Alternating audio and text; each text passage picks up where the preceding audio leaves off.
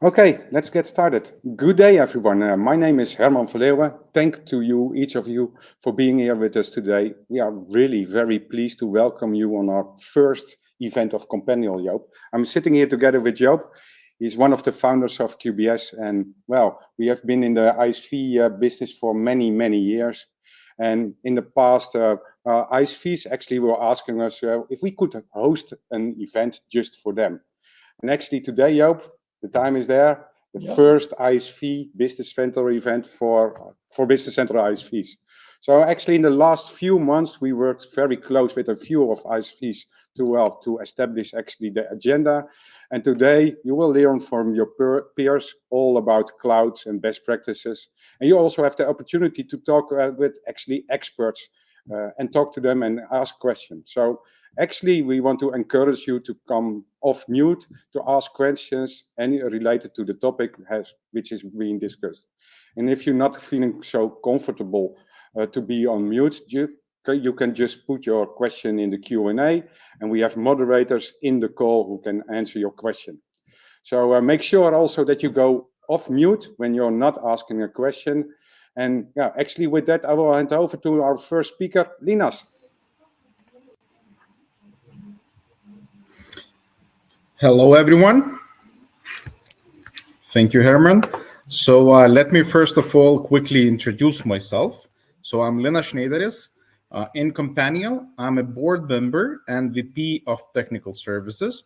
As VP of Technical Services, I'm supervising 4 different business lines, which are the BC business line, Finance and Supply Chain Management business line, CRM and Power Platform business line, and of course, the Cloud business line.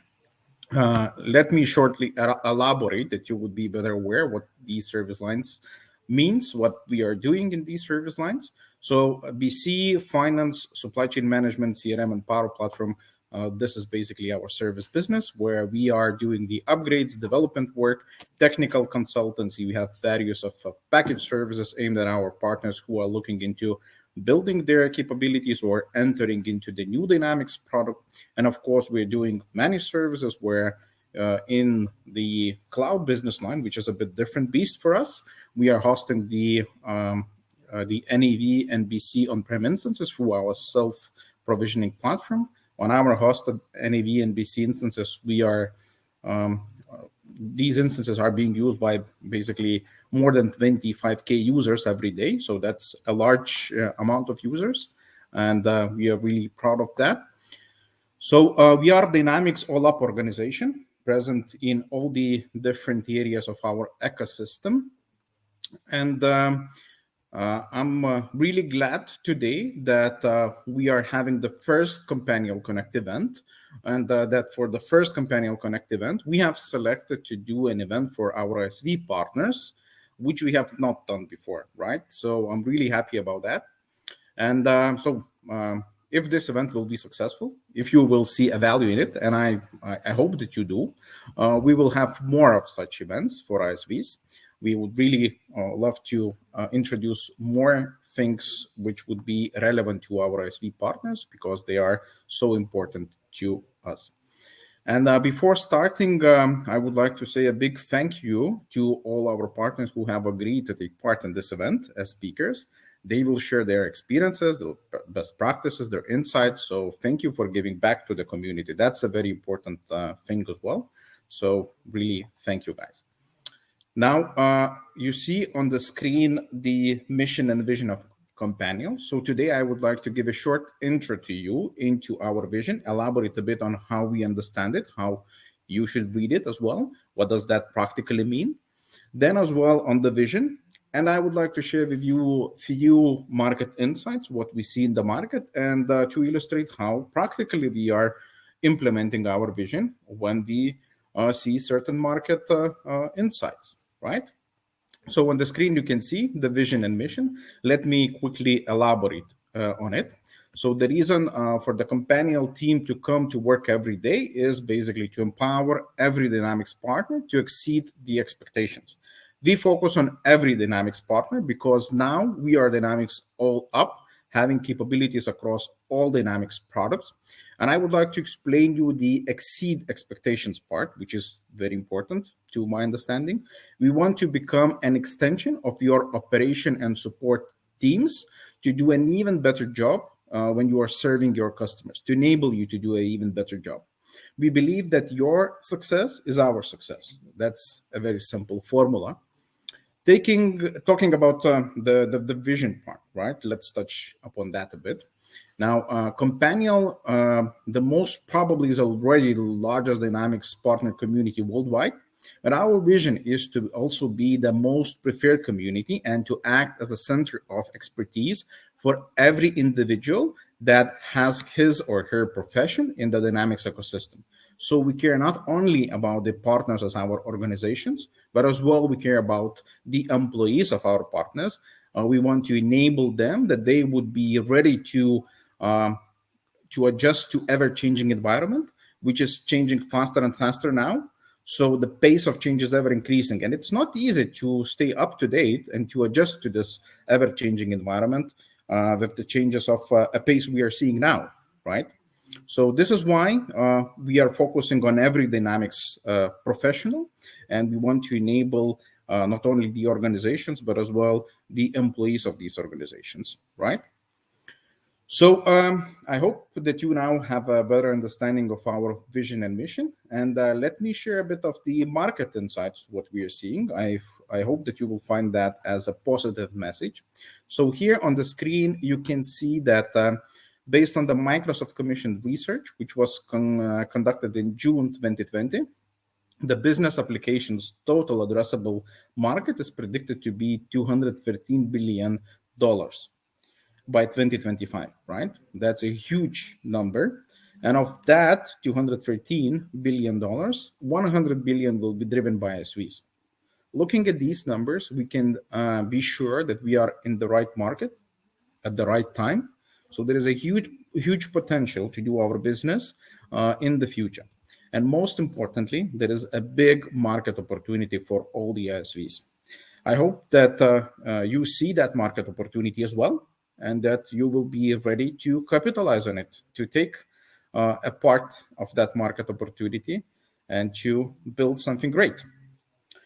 So now let's have a look at how customers are typically buying Microsoft products.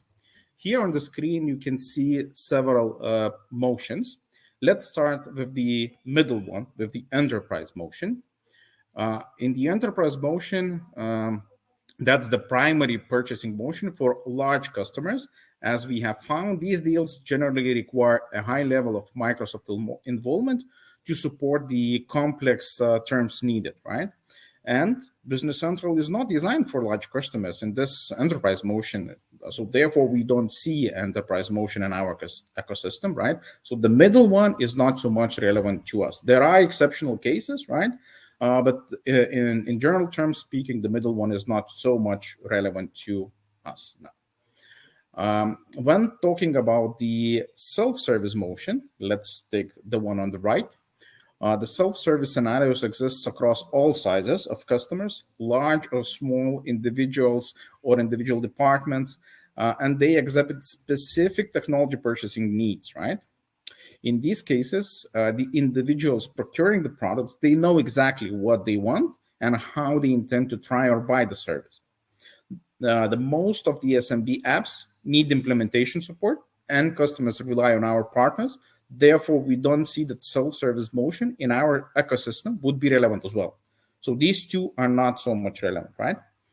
Now, let's have a look at the breadth motion. The breadth motion is the primary purchasing motion for the mid-sized and small corporate organizations. The breadth motion is where most of Microsoft customers purchase and rely on our partners to lead the engagement with end customers. It's here the partners need to be equipped to fully serve the end customers. They need to be prepared for that, right? And you see here on the bottom of the slide, the AppSource and Azure Marketplace. AppSource and Azure Marketplace is not positioned for the resellers. That is targeted to the end customers. Therefore, there is a big gap in the ecosystem. The gap which is not targeting the resellers, right? So resellers do not have any specific solutions which would be targeted to them. And here I would like to illustrate you with one example how we as Companion are implementing our mission. As we saw in the previous slide, caring of our partners is in our mission and our DNA.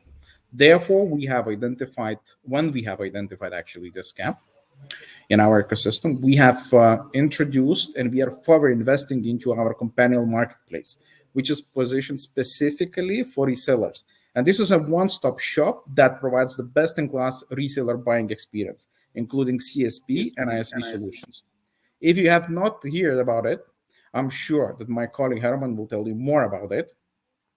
So this was just an example that I wanted to share with you. And of course, we are doing much more than that to enable our partners to exceed the expectations. But we will share it when the time will come. So thank you for your time. I wish you to have a great event, to take something out of that event. And let me pass the mic to my colleague Herman, who will tell us more what is awaiting for us in this event. Herman? Thank you, Linus. So actually, the agenda of today is, well, we will start with, well, an update of Companial and Microsoft, already introduced by Linus. And then, well, my colleagues will do some updates around the Microsoft Business Central.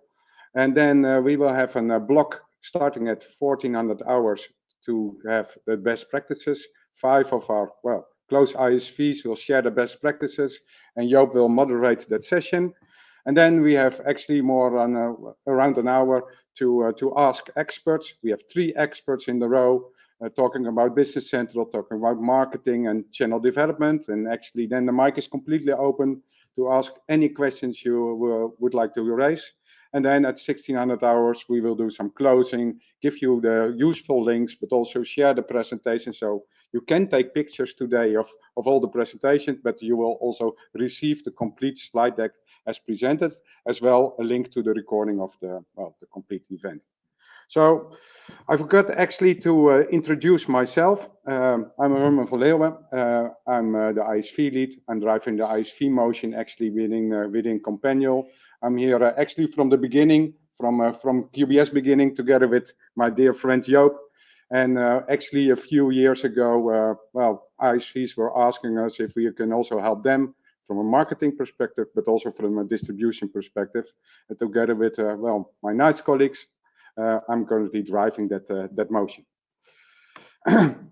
And we are driving that motion actually based on the jobs ISVs have. And if I'm talking about ISVs, I'm talking in particular with Business Central ISVs, because of course we also understand the road, the journey of Power Platform ISVs and finance and supply chain management, but these journeys are a little bit different. So today, well, this whole event is actually focusing on Business Central events.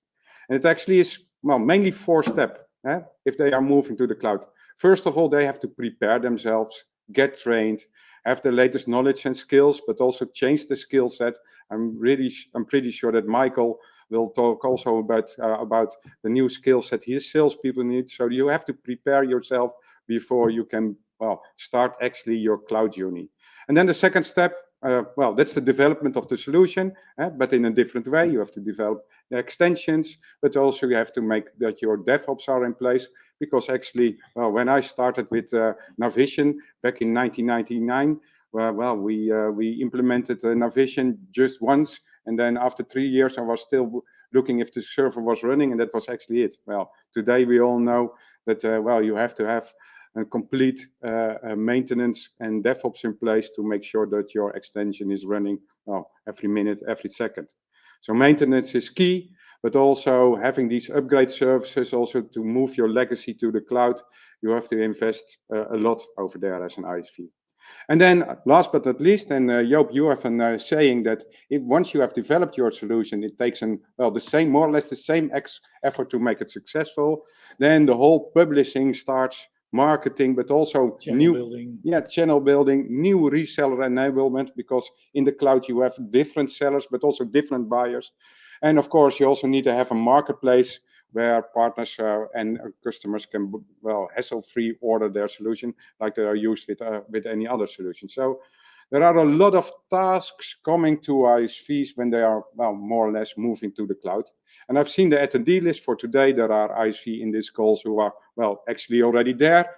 And their journey starts in, well, creating more volume, more reach, but also investing in new innovations in their solution. But we have ISVs in this call. They are just in the beginning with the preparation.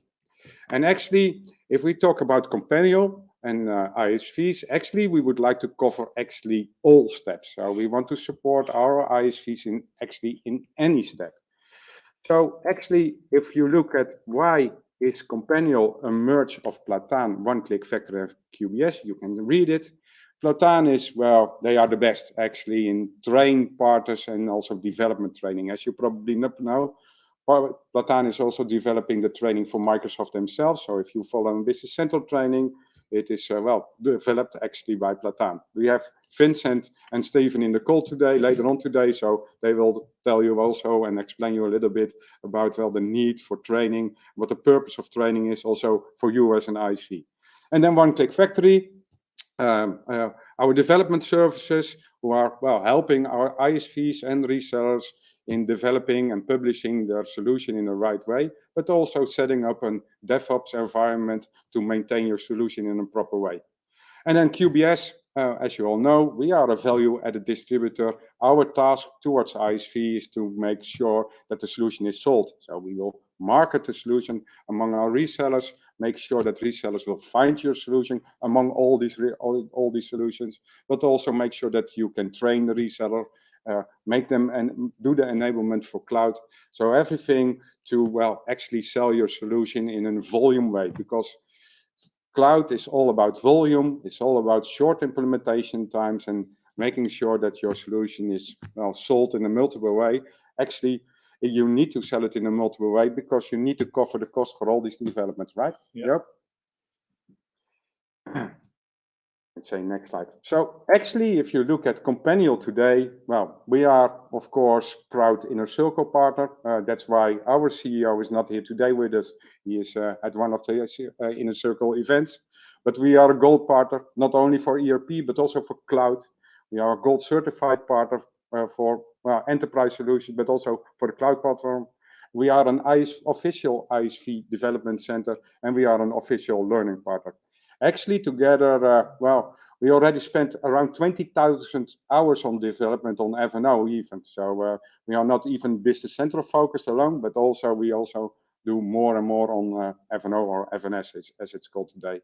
And together with our 1,000 partners, we are actually serving around the 50,000 end customers. So we have around the 50,000 customers who are relying on our services, but on our resellers today. And our marketplace, as stated by Linas, is growing day by day. And well, I all invite you, if you're interested also to be published on our marketplace, just contact me and then we take a look at it if it's possible. And well, actually, one of our major stakeholders or one of our major partners is, of course, Microsoft. And well, Plataan, One-Click Factory, and QBS, we already had a very strong relationship with Microsoft. And Microsoft is also seeing us as one of their win-win-win partner in there, because actually we offer a one-stop shop. We are a center of expertise, both to ISVs and resellers in the partner ecosystem. So it creates actually a high customer satisfaction, or together we can create a high customer satisfaction, which is important for us, but also for our partners. And with that, I actually hand over to my colleagues who will more or less dive in the news around Microsoft. Well, actually, William and team, the floor is yours. Yes, thanks, Herman. Welcome, everybody. My name is William van Voorthuizen. I'm the PTS at Companial. And together with my colleagues Igor and Jan, we would like to give you a Microsoft update, but through the eyes of the Companial experts. So first, I would like to give some general Microsoft update information. Then later on, I will hand it over to Igor and Jan to talk more about things within Business Central, both from a functional perspective as well as a technical perspective, and what's the impact or the opportunity for you as an ISV to step into that. So let me start with this slide as an overview with the important dates going forward. for you as an ISV.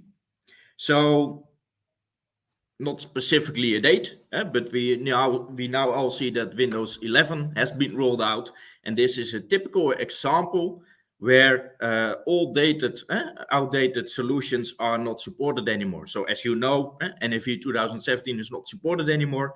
And a typical example, if you're running on Windows 11, sometimes NFV 2017 works, sometimes it doesn't, but you are out of support. So once a trigger to think about solutions on the old platforms. If you then take a look to the 1st of April, so just around the corner, of course, we will get the new release of Business Central, but also some other important points start at the 1st of April. Formally, the web service key will be depreciated, and you need to switch to OAuth2 as the authentication method.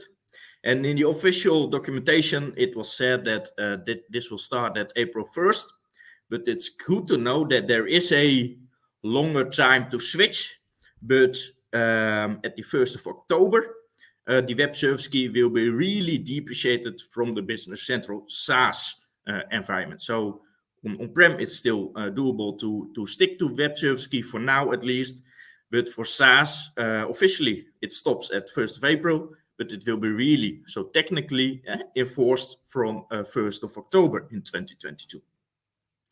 Another important topic on the 1st of April is the cutoff date for the Universal Code Initiative. And I would like to dive a little bit more into this Universal Code Initiative. What is Universal Code? Basically, cloud optimized extension, and that covers it all. Because with this new initiative from Microsoft towards cloud optimized extension, they basically ask you as the reseller, as an ISV, to have the solutions for Business Central, both in an extension, of course, an obvious one, it should be an extension, and secondly, it should be cloud optimized, which means the adjacent target should be cloud. So your whole solution should be compatible with Business Central SaaS. And of course, the reason behind it is that you have one solution which can be implemented everywhere, both on-prem as well as SaaS. And the idea behind it is, of course, in the end, Universal Code will free up the capacity at the resellers side, at the ISV side, which leads to greater innovation, of course, and a greater market share. But to be very specific, from Q4 this year, it will be technically enforced. So Microsoft will check if your code, your customizations running on Business Central are Universal Code only. So in an extension and cloud optimized. But maybe for the majority of the ISVs in this event, you already have your apps on AppSource or whatever. So basically you're okay, right? Your solution is 100% Universal Code. It's in an extension and it's cloud optimized.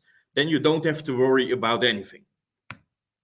But if you're reselling your solution without 100% Universal Code to new customers, there is the cutoff date of 1st of April. Because if Business Central is not licensed before the 1st of April, and your code is not running 100% in extensions or is not 100% cloud optimized, you need to have 2 additional modules licensed. The first one, implemented code is not in extensions as a module, and implemented code is not cloud optimized. And you need to have those modules licensed, but you can read it as a fee that your solution is not on Universal Code. So your solution is not 100% cloud optimized, you need to pay a fee for that to Microsoft. And the fees you need to pay start in 2023 for if it's not an extension. And if it's not cloud optimized, you need to start paying the fees starting from 2024.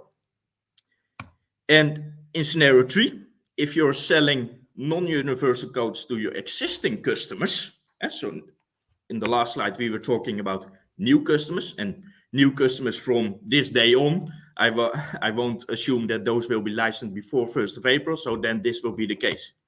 But for your existing customers, if they have Business Central license before 1st of April, so before more or less within the next 2 weeks, they are safe, because then they don't have to pay those fees to license those additional modules. And that's for the whole future. So if they then later on, if they're now, for example, on BC 15, if they upgrade later on to 19, 20, 24, whatever, they don't have to license those additional modules. But existing customers currently on NAV, for example, switching to Business Central, which is licensed after April 2022, they need to license those additional modules. So that's the reason why I highlighted the 1st of April, not only for the new release, but for you as an ISV and also for the resellers, it's very important that that's the cutoff date for the Universal Code Initiative. Then moving on, 1st of October this year, of course, we get another new release. And it's also good to know that the Registered Solution Program and the CFMD will be depreciated because they are more or less superseded with the Universal Code Initiative. So it's replaced by Universal Code. And from that moment on, the .NET framework has been superseded by .NET Standard. .NET add-ins compiled with .NET framework won't work in Business Central release wave 2 of this year. Later on in the year, in November, we get, of course, directions. And once again, in 2023, you need to start license those additional modules if your solution is not cloud optimized. It's not in extension. In 2023, you need to start paying fees. Also good to know that NAV 2018 will be out of support. And then moving on to 2023, 1st of April, an important one, XBRL will be removed from the base app. Over the years, XBRL has become more than just tagging your financial statement. It's seen improvements in the level of reporting details, etc. But this complexity has made XBRL reporting a task that is better managed by either dedicated software or service provider, speaking from a Microsoft perspective. So it's good to know that XBRL will be removed from the base app. So if you are touching that in your solution, be prepared. And on the second hand, of course, this gives you an opportunity if you're an ISV touching reporting, that you can be a service provider for the XBRL reporting from that moment on. And then 2024, of course, we will get new releases, etc. But the important date to know right now is that you need to start paying the fees, license the additional modules if your code is not cloud optimized. So once again, app.json target is not cloud. Those are the important dates for you as an ISV going forward this year and the years after. And to dive into a bit more functionality, I would like to hand it over to Igor.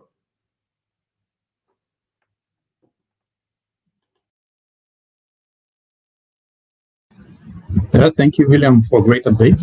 So I will spend a few minutes on presenting the, let's say, functional and features perspective of the next release that are coming and what's most important, well, from my point of view for ISVs and how it can impact your, let's say, daily life or your apps. So first of all, from a functional perspective, Microsoft released more than 20 different improvements across system. And the message here, I think, that Microsoft is still strongly looking at partner requests, because most of them are based on partner requests. So that's mean that Microsoft is implementing something that partners are using in their daily life or solving some business problems, and then Microsoft is doing this, let's say, on behalf of partners. So a good idea would be to just look through these features that have been implemented, and maybe if you are doing something similar to avoid, let's say, further support of your code, you may try to move to what's already presented by released by Microsoft in this release. The next important focus, let's say, from Microsoft is, of course, onboarding and different tools for onboarding. And it's for a long time it was improved from release to release.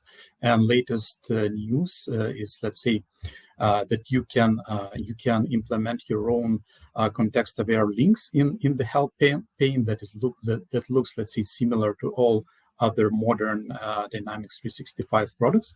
And also Microsoft plans to improve it even more, so Microsoft partners could reuse the tools Microsoft maybe not tools, but methods Microsoft use to provide help in this pane. Because so far currently it's like it has option to be context aware. You can include your own help links that are based, let's say, currently on page level. And another improvement that you can use links and some markup in guided tours, and also some minor guided tools improvements from Microsoft. So you can extend them, you can use them, implement them. So that's where Microsoft is moving in general in the onboarding, let's say, scenarios. Another small, maybe not small improvement, but quite maybe big improvement, is that Microsoft released a new app, new modern client that you can find in an app store, in Microsoft Store, sorry, and it's based on progressive web app technology. And the previous version, it's still available, but it's only compatible with previous releases. So from now on, the latest version will be supported by this newly released app. Also, there are a few, let's see, quite minor usability improvements in the web clients area, like simplified sharing, getting link to your app, and some user improvements, UI improvements here and there. This topic around Power Automate and Power Apps connector may impact, let's see, most of integration scenarios, making your life easier. Because first of all, Microsoft is planning while they are working hard and a lot of things regarding stability, and was released also from feature perspective, like sorting, searching, and so on. So Microsoft are planning to remove the preview label from the connector. So this should encourage you to use it more in your, let's see, production and daily, let's say, projects. Another important thing is that Dataverse now supports data change events in virtual tables. So basically, you can use your APIs, let's say, API exposed virtual tables as usual Dataverse table, and that's that at least I know few projects that was a problem. So now you can use it in your daily life, very similar to normal scenarios in Dataverse. And another improvement that now you can access from every card or document pages, you can manually trigger different Power Automate flows and even create one. I was not able to try it myself, but it will be released very, very soon. One more area of improvement, and that you may need to take a look at, is let's say that account schedules are quite let's say visually has visually improvements that you can view. It now fits all needed columns. It has several other improvements. You can export it, you can import it also to reuse it across different companies. And another quite interesting improvement in reporting area is that now you can very easily create custom Excel layouts. So by basically exporting your report in Excel format, building your custom layout in the new sheet, and then importing it back, let's say in very few clicks. Well, of course, except the part you do all the layout in the Excel, you can have, well, whatever amount of layout you need that Excel supports based on Business Central reports data.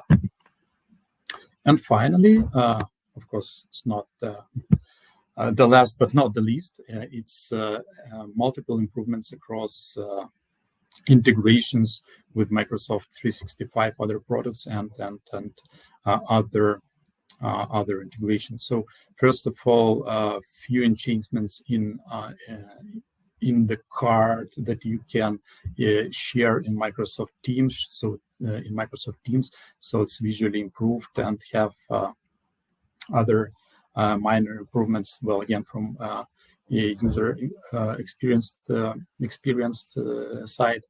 Also, Outlook add-in now do supports. You can basically, it has been improved that you can write out of your inbox. You can attach the attachments from your email that customer may send an email with some information on the problems, let's say with your order, maybe some defected item, and you can straightforward from the inbox, from the email, attach these documents to related Business Central records. Another improvement and tooling for ISVs or developers that Microsoft introduced, let's say, a tooling to introduce share a file through OneDrive, let's say, features. So it's now very easy to build your own share files through OneDrive, let's say, UI. But the idea here that it's not for integrations, let's say, it's not for document exchange, but it's more for user interaction when you need to share one file. So you can use libraries for that. And finally, Microsoft also introduced together with Shopify connector. Shopify is quite renowned web distribution, let's say, web shop solution. So now it's integrated out of the box with Business Central, and it's maybe also important message, well, for some ISVs. And thank you. That would be it from my side. Thank you, Igor. A lot of new things to watch and to look out for. So I want to continue with the technical update for Business Central, and this will focus on the things that are coming in the Wave 1 for 2022 update, so next month. And there's a lot of things in the technical update that will categorize in two parts. One part is the new version of Business Central will inform the technical people of things that are happening in their Business Central environment. So that's mainly for system administrators and for developers or managers of apps. So inform, get information from a Business Central environment is something that's a spear point that Microsoft is focusing on. And the second thing is accelerate. In all parts of Microsoft's effort, acceleration of your processes is what they are aiming at. So they want to help the developers to accelerate their development, and they want to help the system administrators to help accelerate rolling out new users and new apps in their environment. If we are looking at the technical issues that are often encountered by ISVs or by partners that are coming from the on-prem world and going to the cloud world, if you're going to target cloud, like in the Universal Code Initiative, you will run into some issues. And the main issues there are that some things will not work in cloud environments. .NET interop, that's a part that we were able to do in the old client, where .NET code was running inside the client environment, and where you could access all kinds of .NET code from within Business Central or NAV. That's not possible anymore. And there are several options that you can use as an ISV to replace that. Some things like XML handling or HTTP handling is built into the AL language, so it will help you there. There's of course the possibility to replace your code with things like Azure functions. And in a lot of cases, you can just rebuild your code and not use .NET interop. Essentially, the same goes for .NET control add-ins. .NET control add-ins are the .NET code that runs in the client. And since we don't have a .NET client anymore, we only have a web client, .NET control add-ins have to be replaced. That you cannot use them in the modern environment, and so you have to replace them by JavaScript add-ins or by using different methods. And again, you can use external code for that. Some other things that you cannot do anymore is file operations directly on a file system. Since Business Central Cloud is running, as it says, in a cloud environment, all customers are essentially working on the same service, on the same server probably. And the service is something that's managed by Microsoft, and they cannot let you access their file system. So there are options now to remove all file operations and handle that through things like Azure Blob Storage, which is included in the last version already. And other things, other solutions can be replacing file operations by streams. Similar for print operations. Direct printing to a printer is not a thing that's supported from the server, because the server doesn't know anything about your printers. So there are options now to access email printing or using the universal print solution. Data migration used to be a problem in the earlier versions of Business Central, but again, there a lot of progress has been made, and in the latest versions, data migration is pretty well handled. Yes, there are still some problems with very large customers, especially if you have many companies inside a Business Central database.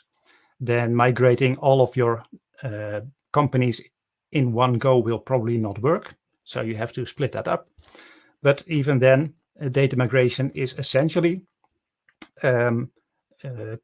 covered in the latest versions. Then one thing that ISVs used to do in previous versions of NAV and Business Central was direct SQL access. Since Business Central is running on the SQL database, it was very useful sometimes to add SQL code to the SQL database to improve the performance of, let's say, queries and views. Since Business Central Cloud is running on Azure SQL databases, and these SQL databases are shared between lots of customers, it's not possible anymore to do the direct SQL access by creating views or something, or writing code inside the SQL database. So that's something that will not be solved. The only thing that you can do there is update your solution to use things like queries inside Business Central, and to restructure your code to make it more optimized for performance. One thing that you may run into is that, of course, since it is still a SQL database, your code may, the running of your code by multiple users at the same time may cause server deadlocks. And until now, that was an issue because the server deadlocks could not be debugged. You could not get any information about that. And that's something that's solved in the new version that will come up because the SQL database, the deadlock events there will be transmitted to your application insights telemetry environment. Telemetry is something that's becoming more and more important for customers, but also for you as an ISV, because you can send telemetry from your ISV app, from the use of your app to your own application insights environment. So you can analyze the use of your app through all your by all your customers in one place. So even though direct SQL access is not available anymore, you can now get information about important things on the SQL Server level.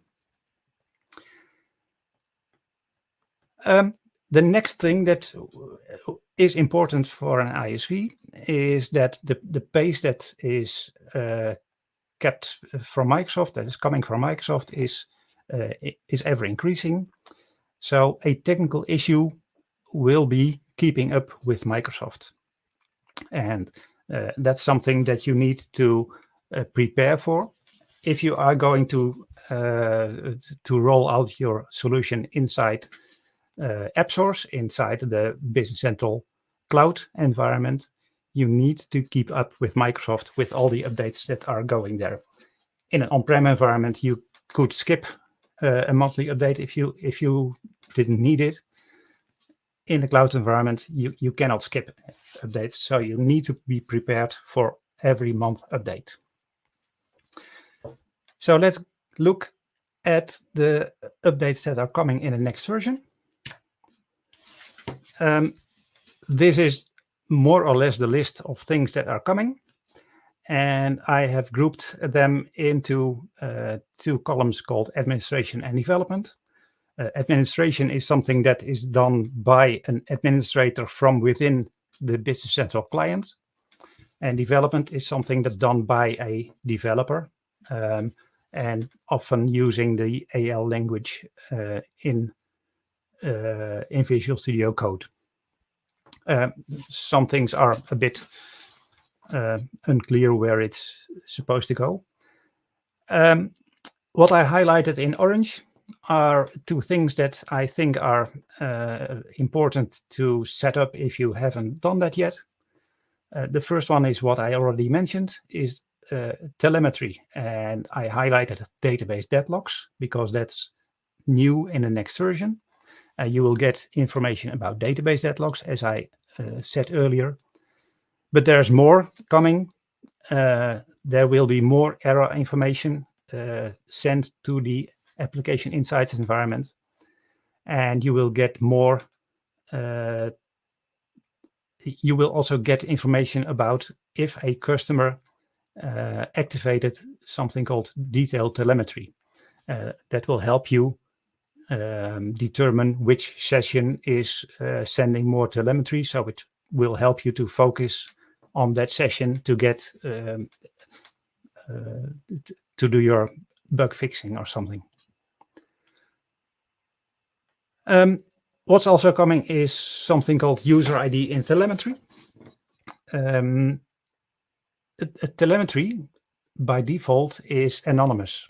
It should not contain user identifiable information because you cannot be sure who is watching that telemetry. But Microsoft has found a way to assign a user ID to a session, and you will get that in the telemetry. The last part I want to focus upon is the GitHub DevOps template. That's something that's not really inside the AL language, but that's something for setting up your DevOps environment. In earlier versions, Microsoft has has helped you set up a DevOps environment in Azure DevOps. But now they have created a DevOps template inside GitHub. And the nice thing about that is that it keeps a link with the GitHub repository of Microsoft. And that means that if there are important changes in the way that DevOps should work in newer versions, Microsoft can update their DevOps template, and your DevOps environment can automatically be updated with possibilities in the new version. So I would suggest, if you don't have a DevOps environment yet, look at this GitHub DevOps template and start implementing that.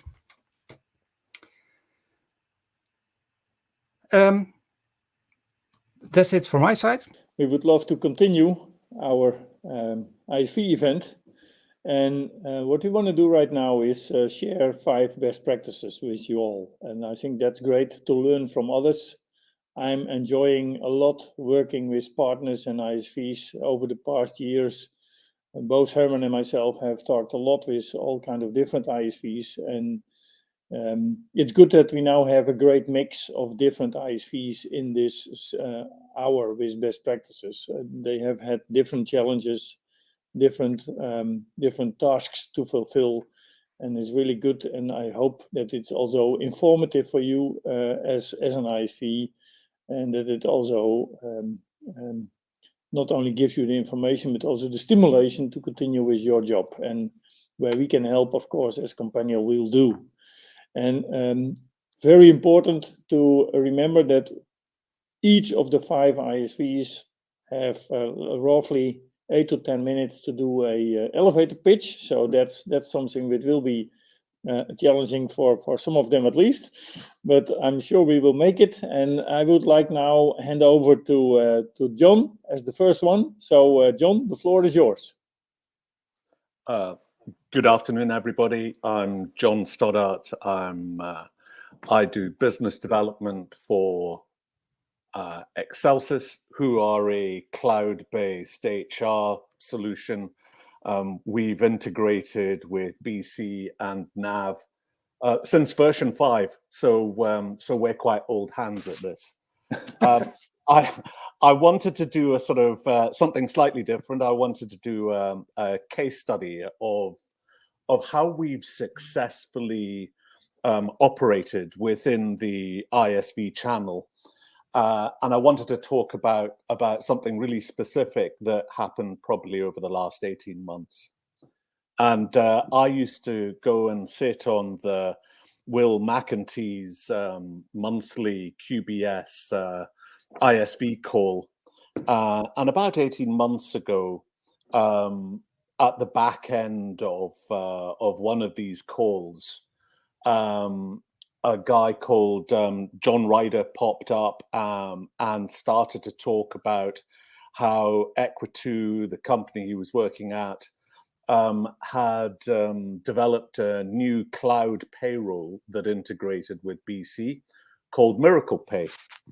And as an HR provider, we have to integrate with payrolls and with BC and other platforms. So that was interesting. So I got his number and I gave him a call, and we had a very nice chat. But we kind of left it at that, and that was as far as it went at that time. And then 2-3 months after we had this conversation, John called back and started telling me a story about one of his accounts that was in danger of churning, and that could we help him out a bit. So Equitu were in danger of losing a major account. They had bought Miracle Pay, but they didn't have. They wanted a cloud-based HR to go with that, and Equitu only had an on-premise HR, and they weren't going to move it into the cloud. So John persuaded me to go to do a sort of joint bid with them to the customer. And we did a number of demonstrations. I thought we did really well, but the client decided to go and test the market. And they went out and looked at a number of different platforms. And then about 2 months after we'd done our last demo, I got a call from the project director saying, could we look again? They've looked at all the different options, and actually the Miracle Pay in Excelsys was the best that they had found. It had the right functionality, it integrated into Business Central that they were moving to, and frankly, it was really well priced. So I was extremely happy with that. Now, beyond this, we signed a deal with SureServe. We are continuing to implement and to develop new things with them. They're moving through and adding more of our optional modules. It's a large, complex organization. Oh, we're one too many. It's a complex organization. So we did really well. And then we started to talk to Equitu about a partnership and working together in the future. And we've signed a consulting agreement. We work very closely. We offer our HR to all their new business opportunities. They have this old on-premise HR solution, and we are talking about when the time comes that we offer Excelsys into these on-prem, because as they take cloud payroll and a cloud-based ERP system in BC, then having a cloud-based HR platform is important. And lastly, we're starting to now develop a joint proposition into their smaller customer market. So that has worked really well, and they're one of our best and largest partners in Europe. So we're particularly pleased with that. I just wanted to run through what I've learned from this particular situation, and why I think we were successful. Part of that is HR technology is really probably a bit more relevant now than it has ever been. Perhaps it's partly to do with the last 2 years of lockdown, but employees want self-service. They want to be able to interact with their employer from an HR standpoint. They want that sense of agency. Organizations want integrated platforms. It delivers efficiency. So having a BC platform that integrates with payroll and integrates with HR and also learning management systems, expenses systems, it all just leads to a much more efficient back end. Functionality and user experience needs to be right, but that was always the case. And the pricing has to be pretty tight as well. So all those are correct. But there's one thing, and you can see from my hair, I'm an experienced person, and with experience comes wisdom, and that is building relationships and building long-term relationships. We exist and are successful because we build strong relationships with other ISVs. But also we did really well with the help of Companial, and I'm sure the guys will be pleased for me to say the help that Will has given us in the UK by giving us endorsements and through introducing us to the right sort of partners at the right time has really helped our business. And now as we go through other parts of Europe, that we're expecting that help from, that we know that we're going to get that help from Herman too. So yeah, all in all, it's been a very good relationship, and the developments we're looking forward to discussing about operating in the Companial marketplace too. So that is that's my case study on how to be a successful ISV. Thanks, John. Good to hear your story. And I think indeed, as you said, you were joining that call from Will McEntee, that ISV call. And I think that's exactly one of the examples we do as Companial to ensure that we have a living community. That's also what we show today by having all those people in this call as well.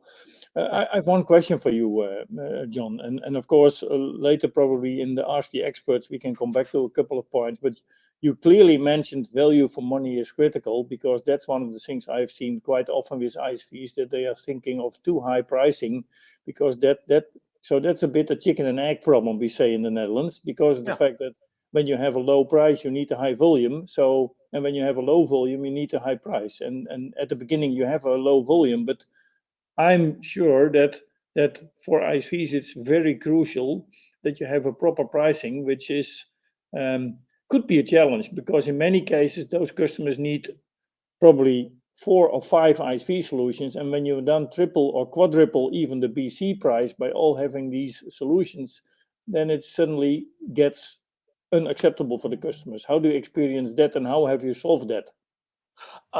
We're in a slightly more simple position, in that there is really only one competitor that integrates really closely with BC.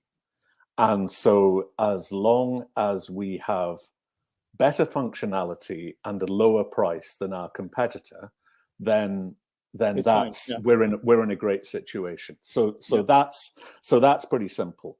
But you have to offer value, and you have to price realistically. I mean, our typical price per user per month is about the price of a cup of coffee. Yeah. And per that day is or per month? Per month. So it kind of has to feel right, and that's the kind of value. We're realistic. Not everybody looks at their HR app every day of the working week. But it's nice you phrased it in that way, because you have to be clever in those messaging. And like you said, a cup of coffee is the price. That's also something we have used ourselves for years ago. And I think it's important, because it starts people realizing, okay, that's true. So why do we discuss this? Huh? Yeah. Well, thanks for now, John, because we have to go to the next. We are exactly at 12 minutes, including my small question. So we really want to jump on Andrew right now. So Andrew, the floor is yours. Thank you very much, and good afternoon, everyone. Hope everyone is well. Let me get on to my slide. There we go. Where are you, Andrew? Can you see me? We don't see and hear you. So probably the... Oh, yeah. Now we see you. I'm here. I can see myself. Can you hear me? Yeah, we can hear you. You can. Fantastic.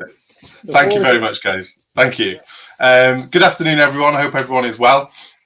Today I'm going to share our best practices as Elite Dynamics in how we have utilized the Power Platform with Business Central and the products that we have developed. So just a quick introduction to myself. I'm Andrew Blackie. I'm a lead consultant for Elite Dynamics. I've been with Elite now for just under 3 years. And one of my sort of core skill sets is I've designed and developed our Elite CRM product, which I'll explain a little bit later about that. And I've got about 20 years industry knowledge as we specialize in the holiday industry. So that's just a little bit about myself. So let's dive in and give you some insight into our best practices. So how did we start our journey from Business Central to the Dataverse? Our core solution is Elite Parks, which is a park management system which is fully integrated within Business Central. And just over 2 years ago, we had a high customer demand to automate many processes from Business Central. And there was a big gap in the holiday park industry in automation and reporting.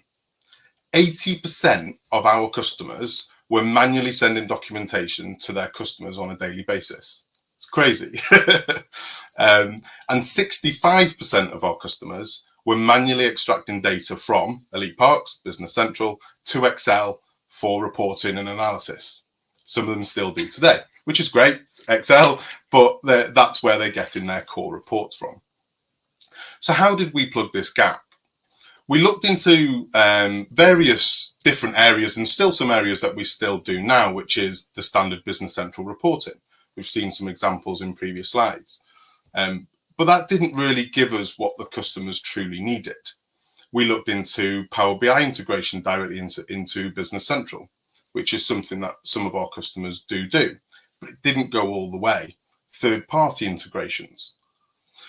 And with all of these solutions, they worked and allowed our customers to do better reporting and analysis, but we needed to look further to bring this into sort of an altogether automation fit for our customers that allowed them to do reporting, analysis, automation, customer journeys, and all of those different ideas.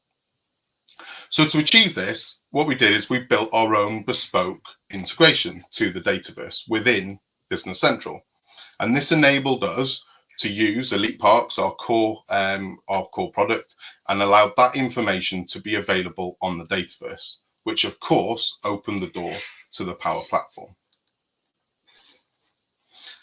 So this is an example, if everyone can see that okay, this is an example of our bespoke integration that we have built inside Business Central, and this synchronizes with the Dataverse. I hear some of you say, well, why didn't you use the standard integration set that is standard that you can integrate Business Central with the Dataverse? Well, with the standard one, this is great and we could synchronize some tables, but what we wanted to do is because of our Elite Parks area, is to control our own tables easily. We needed the ability to push and pull data when we needed to. And with this integration that we've built, we are now pushing and pulling up to 50 tables from Business Central to the Dataverse using our bespoke integration with the standard job queue, which runs every 1 minute. And we have enhanced the integration over time as well. Over the last 2 years, we've looked at this and managed it on a monthly basis. And as more and more customers are coming onto this product, we've enhanced, for example, callbacks into the system where to stop the sync timing out, which used to happen quite a lot on data take on. Batch jobs to allow faster data take on times, and optimization as well. So where we're doing two-way sync at times to compare the data in the two systems to make sure that we're pushing and pulling the correct data. Which then gave us our solutions. So with this integration, we have developed our bespoke integration to the Dataverse. As I mentioned earlier, this has opened the door for us to expand our product range into the Dataverse. Now, more importantly, and about what this is about today, is this is all using data that's in Business Central and has allowed us to add on our products. So, for example, our Elite CRM product is built on a Power App. It connects with Dynamics 365 for sales, customer service, and this has enabled us to plug that gap for our customers, to build customer journeys, either using workflows or Power Automate. One of our Elite CRM products also allows users to start the sales process in CRM. So they manage their leads, their calls, their appointments, and then seamlessly integrate and stack the deal in Elite Parks Business Central, and the two systems connect together.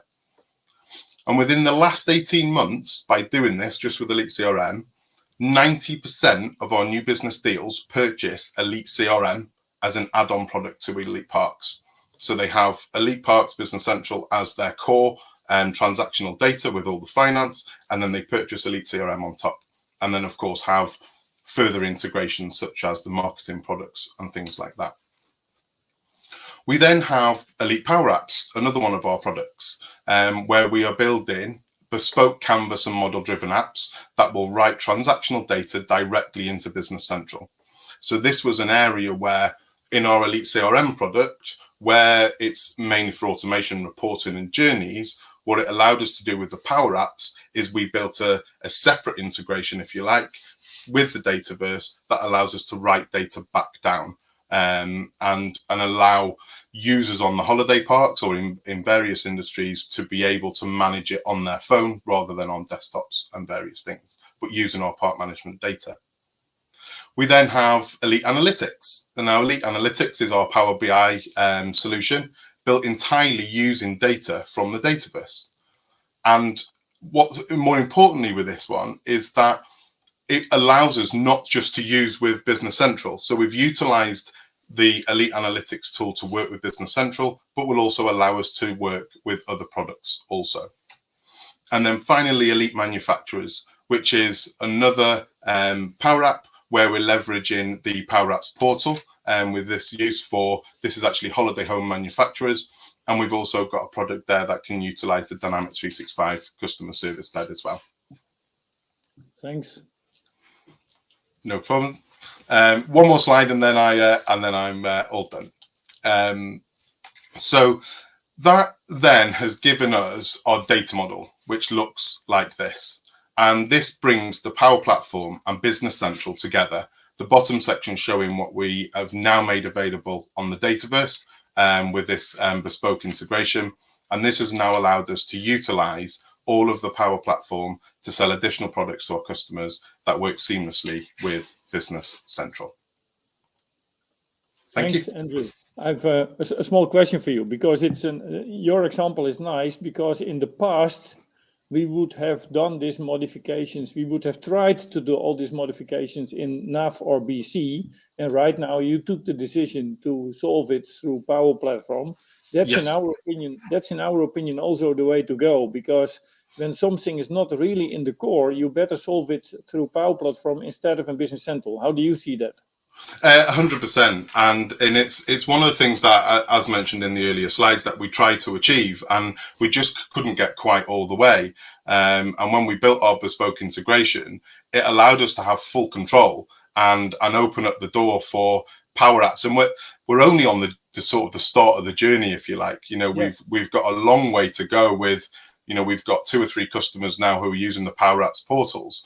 But that, again, that's just the start of it, and we can really start to grow our product set by utilizing the Power Platform. It's opened the door massively for us. Yeah, and I think indeed that this is inspirational for all the other ISVs when they do not do that yet, to really explore that, because that's, as I said earlier, that's the way to go, and that's also what you confirm. Thanks, Andrew, for your story. No problem at all. Thank you very much. We are still exactly on time, so we really want to move on to the next one in the row. So I would say the floor is yours to Vincent. Thank you, Joop. Hi, everybody. My name is Vincent, and I'm actually working for the training center Plataan. And as you know, we are now part of the Companial group, so which is great news for us and for everybody, I hope. And you might ask yourself, why is Plataan here in an ISV kind of meeting? Well, there are two reasons for it. Of course, we do skills development and training, but also we feel a little bit like an ISV, although we are not really an ISV. But basically, we have productized our training, our physical training, into a product and actually put that in the cloud, and that is our booster training program. And in that sense, we have also product development. We work with distributors. We have IP, and we reached bigger scale than we ever could with our physical strategy of delivering training. So that's an opening a little bit for being here.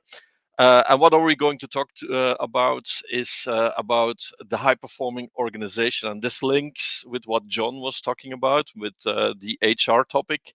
And also, I think John, he is very wise, but he also said something very wise, being like doing things at the right moment, at the right timing. And that's also very critical, I think, in the building of a high-performing organization. Of course, building a high-performing organization is about processes, it's about leadership, it's about culture, it's about how we help each other and so on.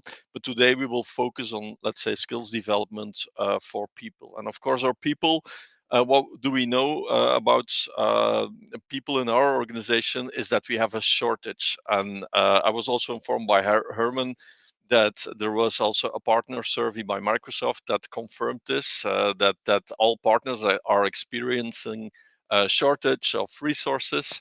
But it's not only that. I think we also have a retention challenge, and I think the shortage challenge makes the retention challenge even more valid than it ever was, because we cannot just replace people.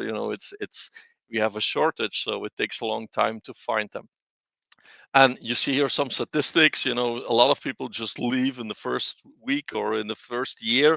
So it is truly a challenge. And if you also put on top of that, on top of the shortage and the retention challenge, the fact that we, and specifically in our sector, and I think you as ISVs, we are really living in an environment of change. The technology architecture is changing, the business models are changing, the work norms of our teams are changing.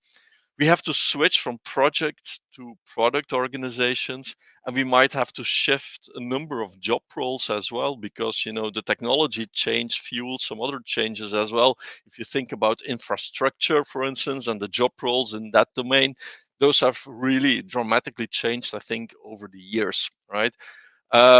Also important to understand, I think, is that when we think about shortage, it's mostly linked with recruitment of new people, but retention challenge and the change challenge is really linked with skills development. So we should not, think that people management and onboarding new people is all about recruitment. It's much more than that. And our challenge in terms of skills development was never as big as it is today. So here you see some facts about the Microsoft Partner Survey, but you can review that after the session because I only have 8 minutes. Same for this slide. You can see what the impact is in real life in your organizations. I think you have some recognizable things here. But that's the context in which we are in. Now, what kind of approaches do we have for skills development? Well, you can identify, and this is material from Gartner, they identified a reactive approach, a predictive approach, and a dynamic approach. And I think in some ways you can also see this a little bit like what we had in the past in our product environments with waterfall methods and agile methodologies on how to manage product development. Well, here, these are approaches on how to manage your skills development. And the reactive approach is typically an organization where you get a question from line management that is saying like, hey, we have some new people on board, or we have some people that are lacking some skills. You need to organize a training for us. Can you organize that training for 5 people? And when do we need that? Well, as soon as possible. But in fact, in such type of processes, you get a lot of delay. it's really too slow in the current context. And then the employees don't get the training at the moment that they need it the most. And this results, for instance, in onboarding processes where people only get training after a month or after 2 months, and so on. The other approach is the predictive approach, where you have a real training plan for the upcoming 2 years in your organization, and you really identify it exactly what your people need at which moments and so on. That's very good, but the question there is, how realistic is it in the context that we are in today? Because it's really hard to plan ahead, as we don't control recruitment that much anymore as we did in the past. And also, the new skills and the new technology changes that we have in our environment, they are every 3 months, every 6 months, our context is changing. So the dynamic approach is really what Gartner says. This is what organizations need to do today to fastly respond to the changes and the environment that we are into. And basically, what is the essence of it? The essence of it is that you need to be able to react fast, like in an agile approach.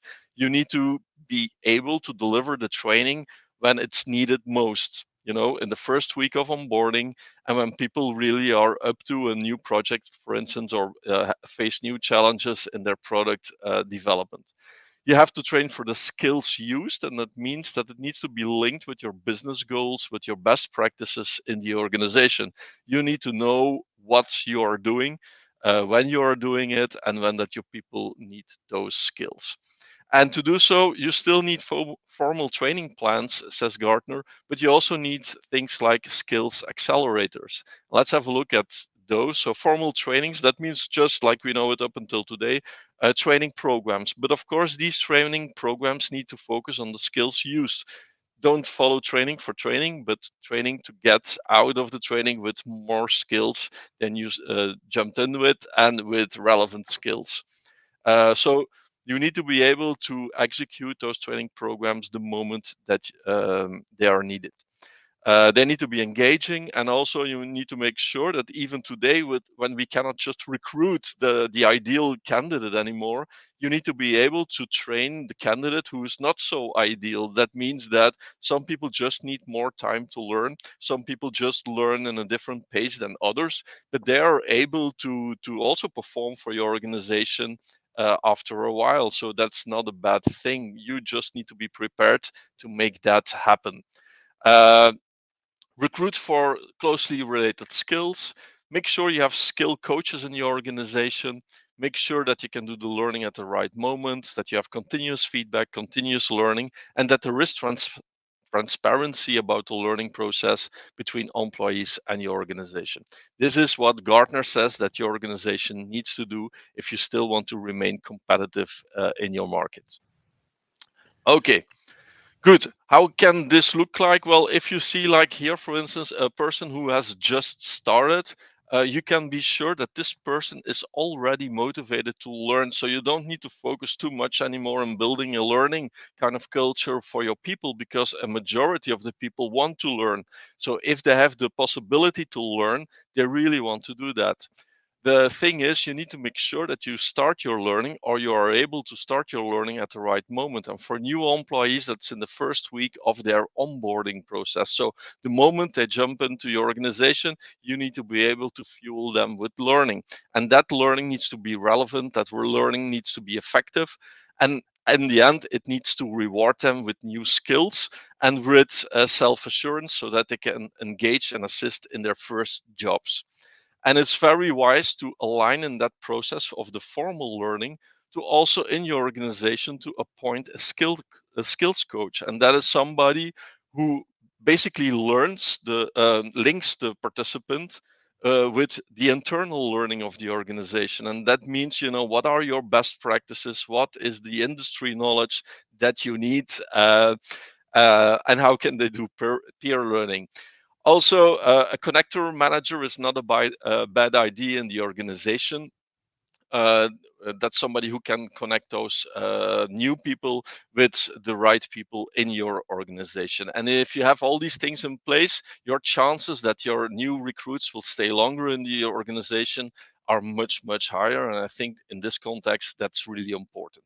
I will skip this because it's also relevant, this kind of thinking, for experienced people that you have on board, you want to retain them. And that's equally important in today's world than finding the new ones. So you need to have some plans for existing people, new people, to have them become proficient, transform them, progress them, and to have them specialize in specific domains. And that is what we have with Companial. We are working much more on these plans, and I think in the upcoming future we will have great products together with the Companial Academy. So I think that is something that you really will need in your organization. Voila, that's it for me. Thanks a lot, and it's nice stuff, because indeed you're talking about skills of your people to ensure that you train them well. It brings me to a point which I realized myself. A few years ago, we did a training for a group of young people, and that training was on soft skills. And why I'm mentioning this point, what I see is a lot of partners are training their people on new techniques, new products, etc. But hardly any partner is training their people in soft skills. And the difference often is not because of the fact that you know the latest detail of the product, but the difference is really made by having the right soft skills as well. So it was really resonating with me, your story, because it brings me again to the point that don't focus only on the technical side, but also on the soft skill side, because that makes it really complete. Yeah, absolutely. I think that's correct. Thanks, Vincent. Yeah, thank you.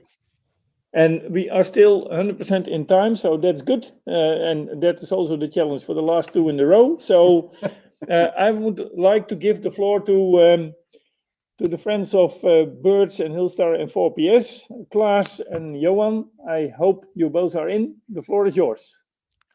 Thank you very much. Is Johan in too? I don't see him yet, Klaas, but I would say just take off, and then probably Johan will join. Yeah, probably. Hey, during this session, we present you the cooperations of Hillstar and 4PS on the solution Birds. And Birds is the Power BI content pack that supports you to simplify the modeling and the maintenance of your Power BI dashboards. So during this session is our mission to empower clients in the Microsoft ecosystem and to support you to work smarter. That's what we want to do. That's what you want to do, and that's what we aim to support you with. Now, to prove this and this cooperation, I invited our partner 4PS, and hopefully Johan Bakker is in, because he will tell you and discuss with you the topics that they faced, the challenges that they had, and why they cooperated with Hillstar. Yeah, Klaas, I know that Johan is in more England, or less on the road, and that he will join at this time. So maybe you can just continue actually why 4PS has chosen to work with you, what the gaps is, because you also know the story, but the story. So, and otherwise I can help you because I also know the story. Yeah. Okay. So my suggestion is just to continue, Klaas. Yeah, okay. Yeah, I understand. 4PS is an ISV in the construction business. So they have a vertical market that they serve and support. And on top of NAV and now Business Central, they have a solution for construction and services companies. They have around 300 employees in Germany, UK, Scandinavia, and the Netherlands. And they serve and support around 600 customers, also with partners. And what they, how they serve their customers is not only with Business Central, but with a combination of applications and apps around this Business Central solution. And in the end, they were asked by their customers to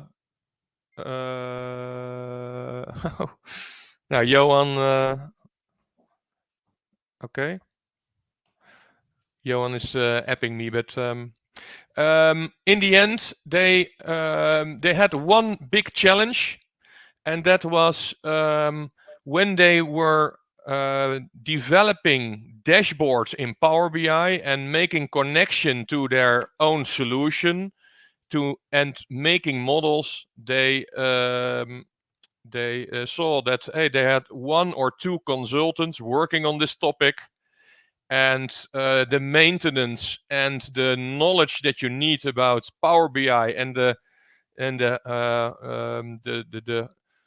apps that you need to get this done, yeah, that was hard for them, because their focus is Business Central and ERP, and their development teams are working and developing this solution, and everything what is beyond, it was difficult to maintain this. So they knew us. We worked together in the past on one project, and they asked us, okay, guys from Hillstar, you have a nice solution, Birds, that solves the problem and the challenges that we face, and that and we can cooperate, and 1 and +1 is 3 instead of working on your own and miss also a lot of business. So in the cooperation we started in 2020, we said, okay, work together, work smart together, and it resulted in 45 deals in the past 2.5 years. So yeah, a lot of success. And what is it? What is Birds? Everybody knows Power BI. Nice dashboards, nice reports. Every customer wants Power BI, Power BI, Power BI. But in the end, it costs you a lot of effort and consultancy hours or development hours to get the data structured into Power BI. And in the end, you will have a result, but every month, every couple of months, new versions of Business Central, new technology comes up, new versions of Power BI. So you need to have a team that will support this and will have a roadmap to develop new functionalities. And this is a build or buy discussion. Now, what did we do? We have a standard solution that extracts data or gets the data pushed from Business Central into in a data model, a semantic layer, where we already structure the data. And we are able to get also ISV related content. Hey, you as an ISV has developed functionality in and this results in a lot of fields and tables into Business Central. And what we have done is we are able to extract also these functionality into this model and combine this data with the financial data and the sales data that is already in Business Central to get a better understanding. Hey, and how do we do that? We have a small app developed, and this app is able to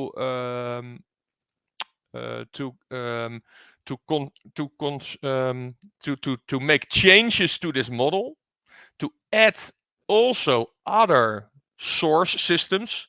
So, for example, a customer has BC, but also has an CRM or has an Excel sheet with his budget or a transport management system or an e-commerce platform. We can combine all these kinds of data together and bring it to Power BI. And the reason that we have developed this is to make it easier for a business consultant to get this data in the front. Now, we have proven this with over 350 customers. We focus on the Microsoft Dynamics ecosystem. So we serve customers with AX and NAV, and now D365, FNS, and Business Central. We work together with several partners and have an out-of-the-box content packs available where you can benefit from and start the data journey after installation of Birds. Now, content packs available for this functionality and different ISV solution packs available. And hopefully in the near future, also your future pack of in your content pack. In the end, we have a big pivot table in the middle of your D365 system and Power BI. And we developed also a pack of dashboards and reports that your customers can start directly with analyzing their data. Here are a small here are a couple of examples, but the possibilities are very, very big and large. As said, not only the dynamic system can be loaded, but we are able to connect multiple data sources. So in the bigger implementations, you see that the customer needs information out of several systems. We are able to combine and to connect. So in the end, what is Birds? A quick start solution. It connects to your D365 system. It structures and combines the data, and in the end, it brings it to Power BI. So what you need is the business consultant that can talk and to discuss with your customers the need that they have. Now, the need at this moment are on supply chain, on people, on projects, and inventory, for example. All our customers do have a need on a better insight on their business. So out of the box, standard reporting per module, standard Microsoft technology. So it is in the cloud and it is in the tenant of the customer. So it is not an Hillstar or 4PS. No, it is in the tenant. The data is structured in the tenant of the customer, and it is completely open and customizable. So no black box, because we know that every calculation we have developed in our model can be changed by the customer himself. So this is very important to understand. Now, a little bit about pricing, but hopefully we can come to a deep dive session to discuss your needs and the topics that you and the challenges that you face and how we can interact and cooperate with each other. Yeah. Klaas. Yes. We talked a lot. Probably if you know, and one of the things what was typical in your teamwork with 4PS is the fact that they first had to have admitted pain, because originally they were thinking that they could do Power BI, I can do it myself, and then they ran into the issues which you described and which 4PS experienced. And then after having the admitted pain, it was easier for you guys to work with them because upfront they think that they can fix it themselves. Is that something that you see more often with your partners? Yeah, we see it more often. And if you look at the ecosystem of Microsoft Dynamics and the ISVs, they have a team and they are fully hooked into their ISV product. And beneath this functionality, there are Power Apps, Power BI, other sources. There's a lot to do. You think, oh, that's an easy job to do. But to be frankly, we have 6 full-time developers working on a roadmap to get all the new functionality into the system, new ISV product. So it is not a click finish job.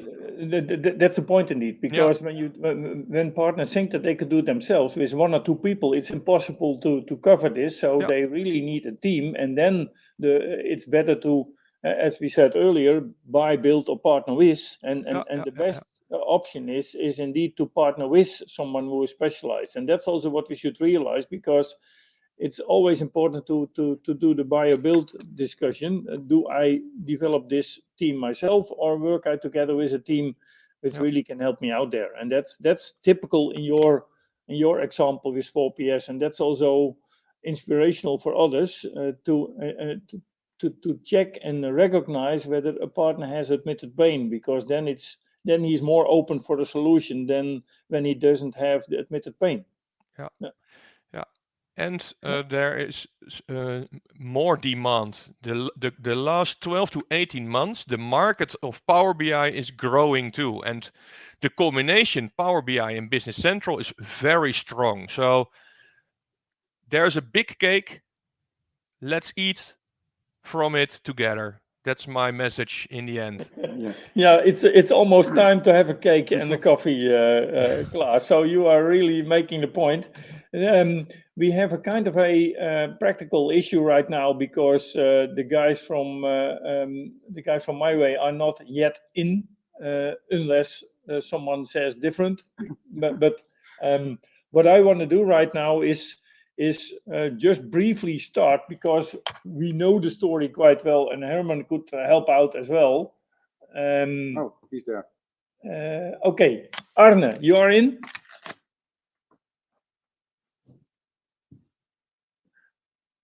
He says he's in. Arne? We were having a bit of issues in having him. Let me start to ensure that we. You can start. Yeah, I think that's the best, because we know the storyline. The storyline is the following: what they have been recognizing. It's a Belgian partner existing already quite long, and they have really recognized that partners are looking for an ISV solution which is simple and complete, a fast implementation, simple and quick setup, and the less consultancy effort, the better. Short learning curve is focused on functionality. I think that's all what we realize ourselves. There is limited resources. Customers don't want to pay for a small add-on a lot of implementation effort. So it's very important that it's not only the product itself, but it also there's a lot of focus on making the solution easy to implement. And even we are now skipping the word implementation. We are now talking about onboarding. So it's more plug and play. And that's really what they have been focusing on a lot with my way, to really make a solution which has an answer to those struggles. Because the struggles you are all recognizing, I assume, is that originally setup and implementation cycles were taking too long. And when you look to he's logged in as an attendee right now, so he's we are not fixing it. Okay, I still keep talking, because this is very recognizable for all of us. The setup and implementation cycles are too long. You know that Microsoft currently is also focusing a lot with their BC developments, not only on the product, but also on quick onboarding. Quick onboarding is key. And that also means that we really want to reduce those times. And right now, Arne is in. So I'm happy, Arne, to kick it off for you, but it's better that you take over. 65 My Way is actually a solution to, solve the problem of the time everybody needs. If you're an ISV and want to deploy your solutions, or you are just a regular partner that wants to deploy your solution, that it takes time and a lot of consultancy hours to really deploy the solution the regular way.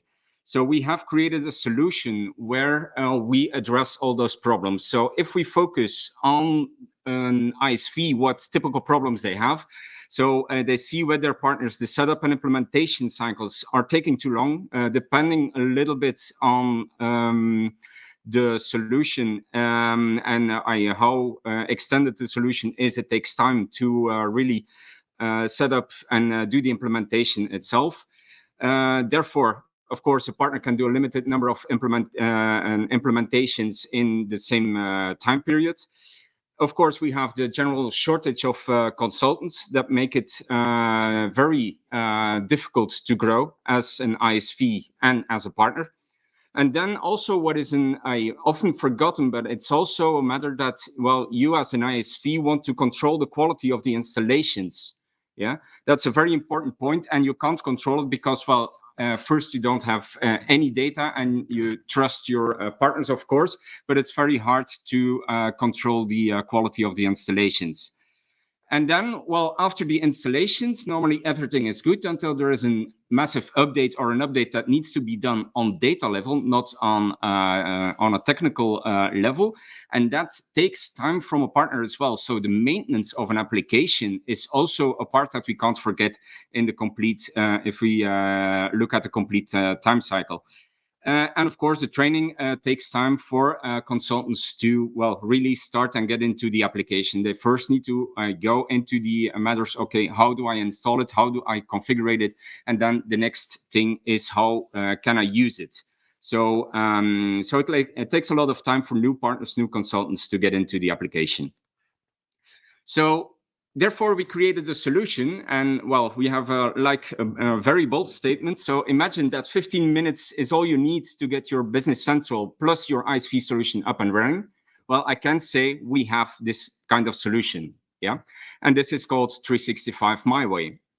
So 365 My Way is, like I told you in the beginning, it's a smart alternative to deploy your solutions fully automatic. It's a fully automatic configuration, a very fast onboarding. The data maintenance during the life cycle of your product is automated. You can control everything from the top and you can update your configuration, and then it's deployed over all the installations over all your partners. So that will save, it's a tool that saves time and makes it possible for a partner to do a lot more implementations with the same consultants and within the same time frame. And of course, the last one, controlling the quality of the initial setup. You are making sure that the setup is done a correct way, like I prescribe in your documentation. Of course, everything is powered on Microsoft Business Central. It works as well on SaaS environments, and it works as well on the on-prem environments. We can't say this for Microsoft, but they're still existing, the on-prem environments. So, and let us look now how a typical customer journey looks like. So first of all, they're going to talk to the sales of your partner. Then they're going to decide, okay, we're going to work with this solution.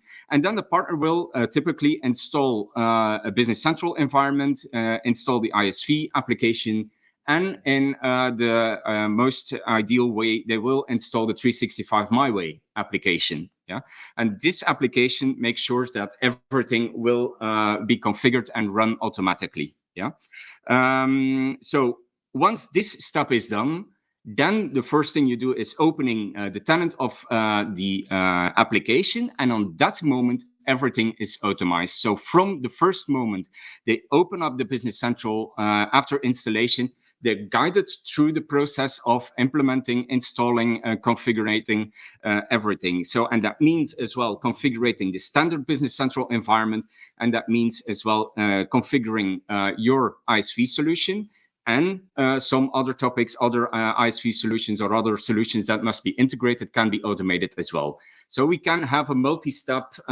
configuration platform that does everything automatically, and you can control it as an ISV, or the partner can control it himself.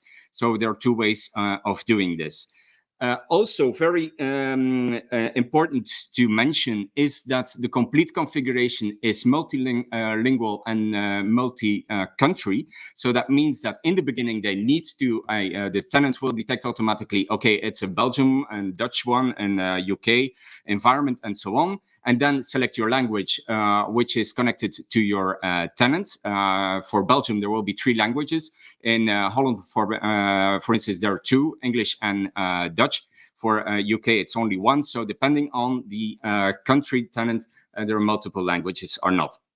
So, and then you can also alter your configuration based on this, based on the settings.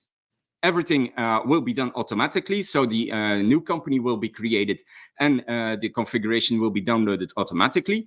And then the next thing is that there is a kind of a wizard that takes you through the environment to set up your basic, how is my, what needs to be done to how my number series needs to look like, what about my finance journals and so on. So he takes you to a few steps. There are not so many, I think 4 or 5 steps that we need to take. And then they are really guiding you through a migration wizard. So, so the whole migration wizard is also including in this 365 My Way application, and then it guides you to fill in the Excel files, but in a way that a user can understand, okay, and that you don't have to, well, take into account the different structures and tables into Business Central. So this is all automated. And then after like more or less 15 minutes, then the application is up and running and you really can start using it. Of course, depending on the ISV solution and how large it is, the configuration will need to be altered depending on the processes of the customer. But for small ISV solutions, it can be up and running because you can have different flavors, of course, on how you want this environment to be set up. Cool. If we look into Anna, small remark, because probably the auto configuration tool, could you skip that one? Because we are running a bit out of the time. Maybe good to... Yeah, sure, we can skip this one. So it's more in detail how the configuration tool runs, exactly. But we can surely skip this one. So what's the important one for ISVs? Okay, quicker implementations, quicker sales cycle, increase your revenue, and then reduce the complexity, lower impact on the consultancy team of your partners. So it's basically a tool that helps you move your business forward in an automated way. So this one is important, and I mean, indeed, Anna, sorry to interrupt you. The point is a bit, what's very interesting for every ISV to recognize is that you are not only here as a best practice for creating faster onboarding, enable faster onboarding, but also the fact that your tool works also with other ISV solutions together. And I think that's also a good point to focus on a bit, that it's really something interesting also for other ISVs in this call to investigate whether this 365 My Way procedure would help them as well, going quicker forward. Yeah, indeed. Well, so I would say let's continue. Everyone had the time to pick a water or a coffee, and I would love to kick off by suggesting you to ask any question, either in the chat or unmute yourself and speak loudly and give your questions to Stephen, which is mainly about, let me say, we have a lot of Dynamics 365 Business Central knowledge within Stephen. The next one, Ronnie, will focus mostly on marketing and channel development will be the focus area for Michael Ebinger. So any question you would like to ask right now, you would like to have for Stephen, please go ahead and come up with your questions.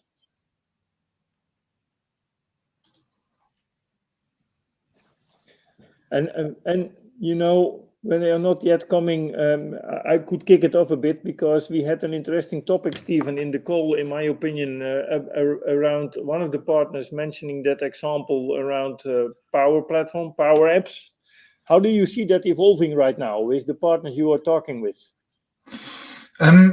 Well, I see there is a lot of interest in the Power Platform from partners, and I should actually say also from myself.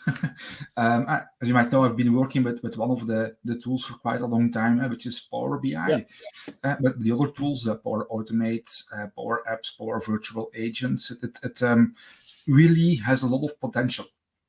On the one hand, we notice that Microsoft is also using it more and more, for example, to build integrations. They're also enhancing a lot of the connectors, especially what they will be doing with Power Automate, being able to start flows within Business Central pages, making the connector more flexible. I think that now is the time to really get involved in the Power Platform and to see how it might help and assist. And on the one hand, I think it's a very ideal solution also for customers and end users to be able to do more and to make small customizations and small apps and automations. On the other hand, I think there's also a great added value for partners and ISVs in the Power Platform. Yeah, because one of the statements we brought up earlier is that when things are more peripheral and not in the core, it's better to solve it with a Power Platform instead of building again code in BC. Would you agree to that statement? Yes. To put it very briefly, I think that's the best approach. And because, okay, if you would like to customize something, or you would like to develop a kind of an add-on or added value or solution, you can basically do it in two ways. You can do it inside Business Central by writing some AL code, and that can be a very good solution, but you can then market and sell that only to Business Central customers. While if you are also able, as an alternative, to build it in the Power Platform, well, the Power Platform can connect to Business Central, but also quite a lot of other systems, so that the market is a lot bigger, which also makes it a very interesting alternative. But it all depends a little bit on the kind of customizations or add-on or IP that you would like to provide. Yeah, and I would still stimulate people in the chat, or even unmute your mic and come up here with your questions.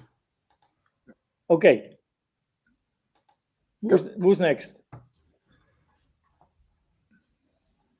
I still have one left, Stephen, because what I found very interesting as well is in the part presented by our technical team, they were really talking a lot about the new reporting facilities as well. So, and that's also throughout the years that always has been an issue. How do you look to the newest developments of Microsoft in the reporting area?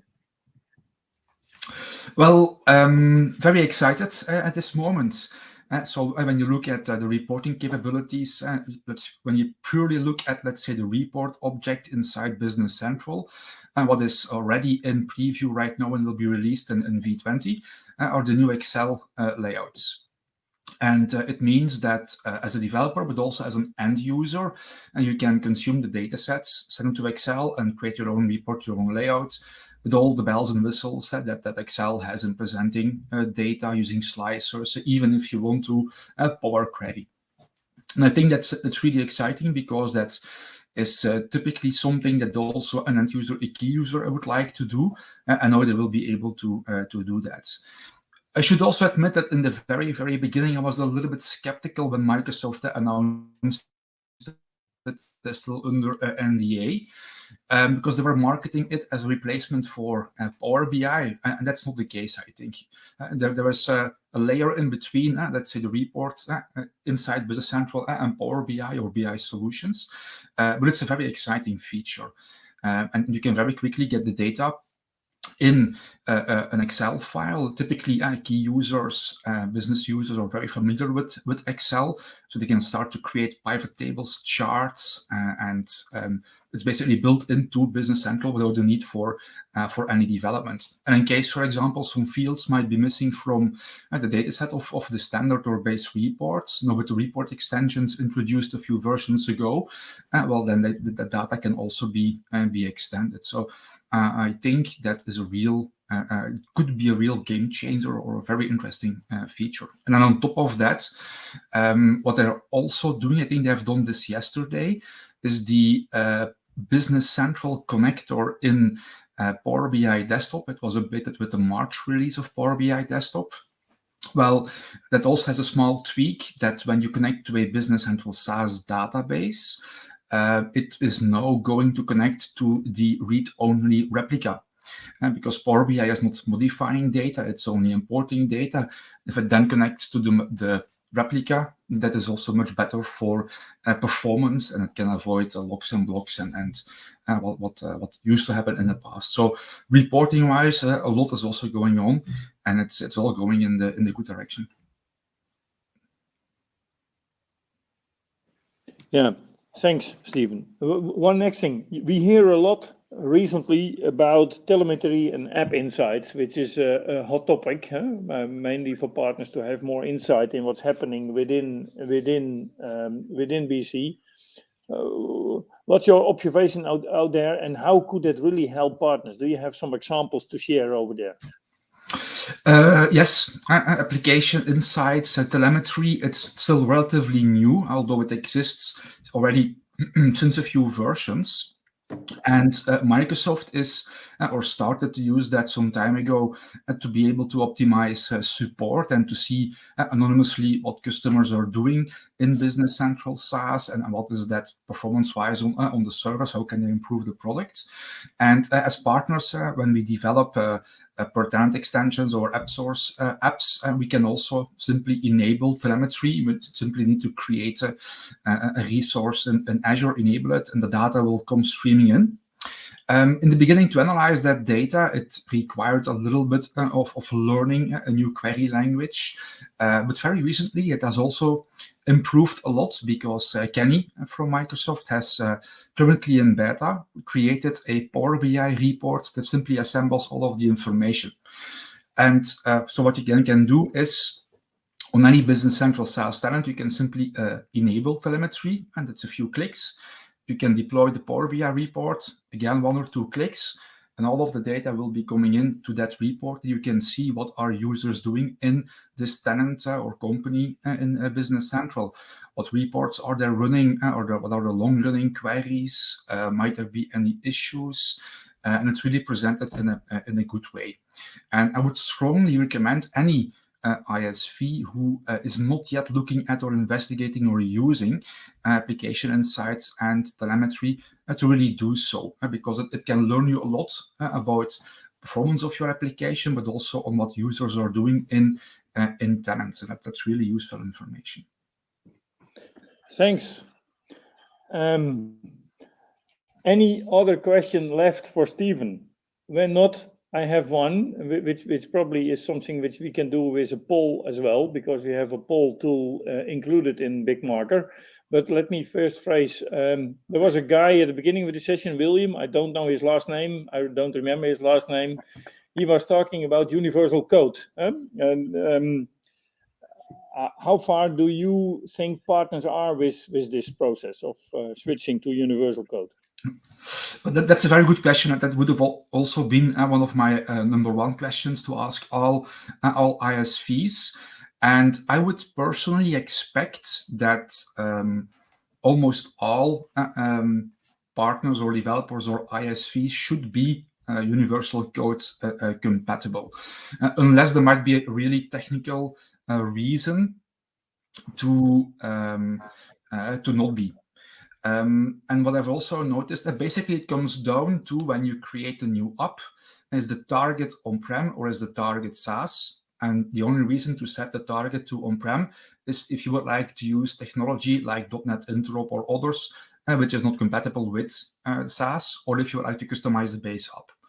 Then all of the trainings that I've been delivering the latest years, moving trainings, development trainings, I've always said never do that. Never go for on-prem, always go for SaaS and make your solution SaaS compatible. So I would expect anyone who has ever followed one of my trainings and followed the advice to be ready.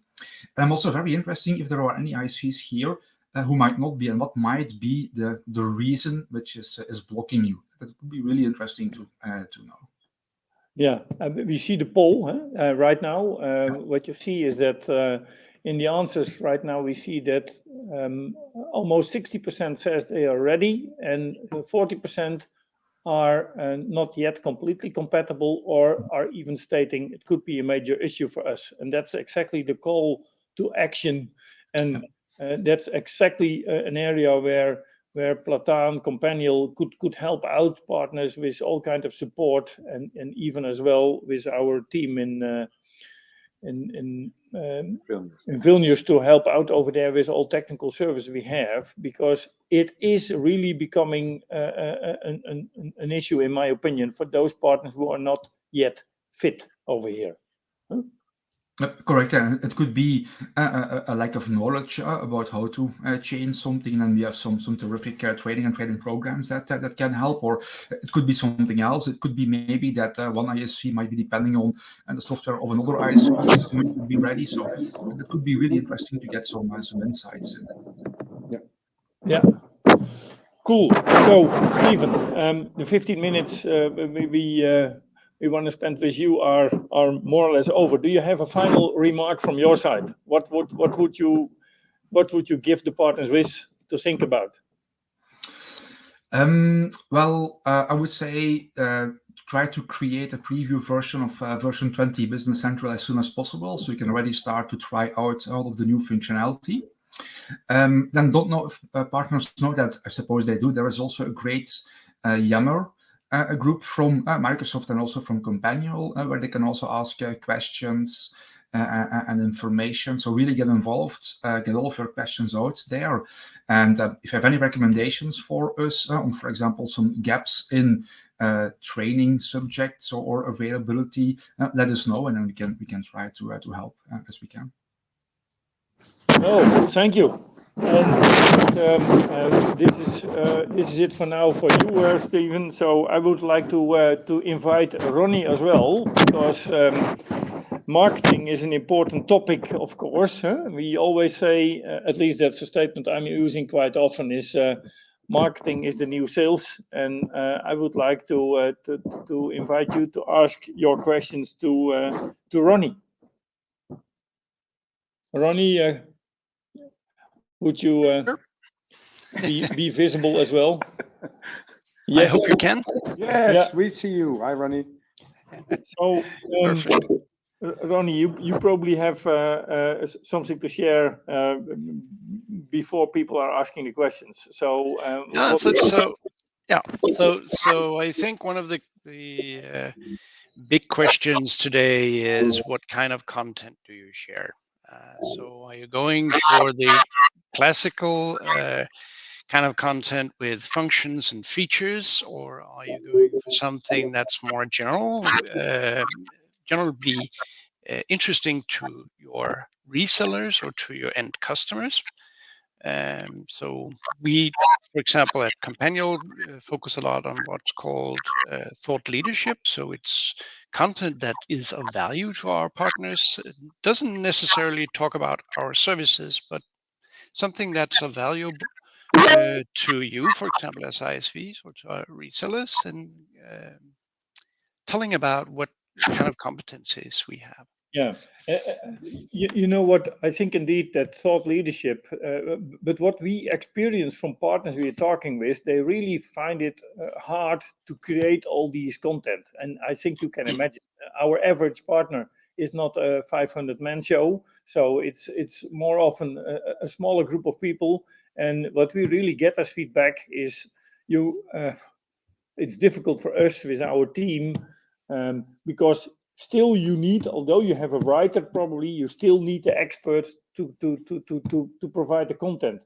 What do you see as best practices over there, Ronnie? So, so I think looking at the challenges we had back in One Click Factory, creating this kind of content, was that the people who should create it were, and maybe not really interested in writing, for example. So for us, it's a lot of developers who could talk about what's new in the coming version of Business Central, and they couldn't write that. So we eventually hired people to do that. So we have what we call product marketing managers, and they will write this kind of a content. They work closely with the tech people, and in understanding what is this topic really about, and are able to write about it in a way that other non-technical people can understand, and even they can write something that technical people understand.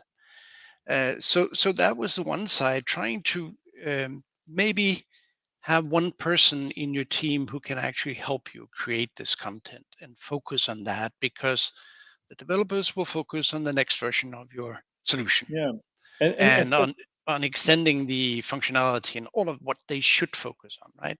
But have somebody who could do this.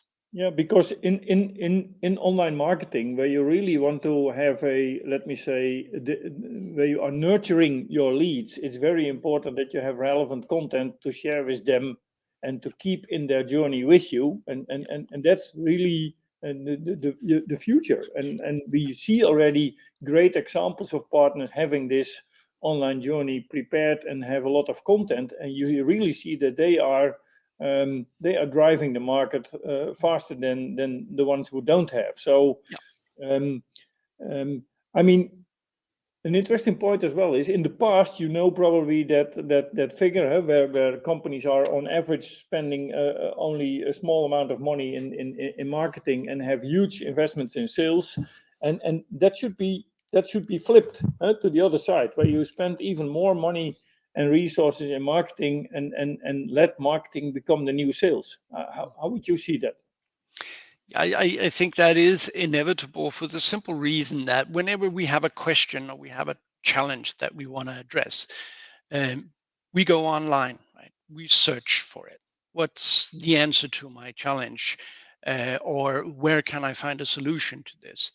And we'll go online. And what we find, what is very much, getting the advantage when we search, is content, where there is, true content in it, and others will look at that and will read it.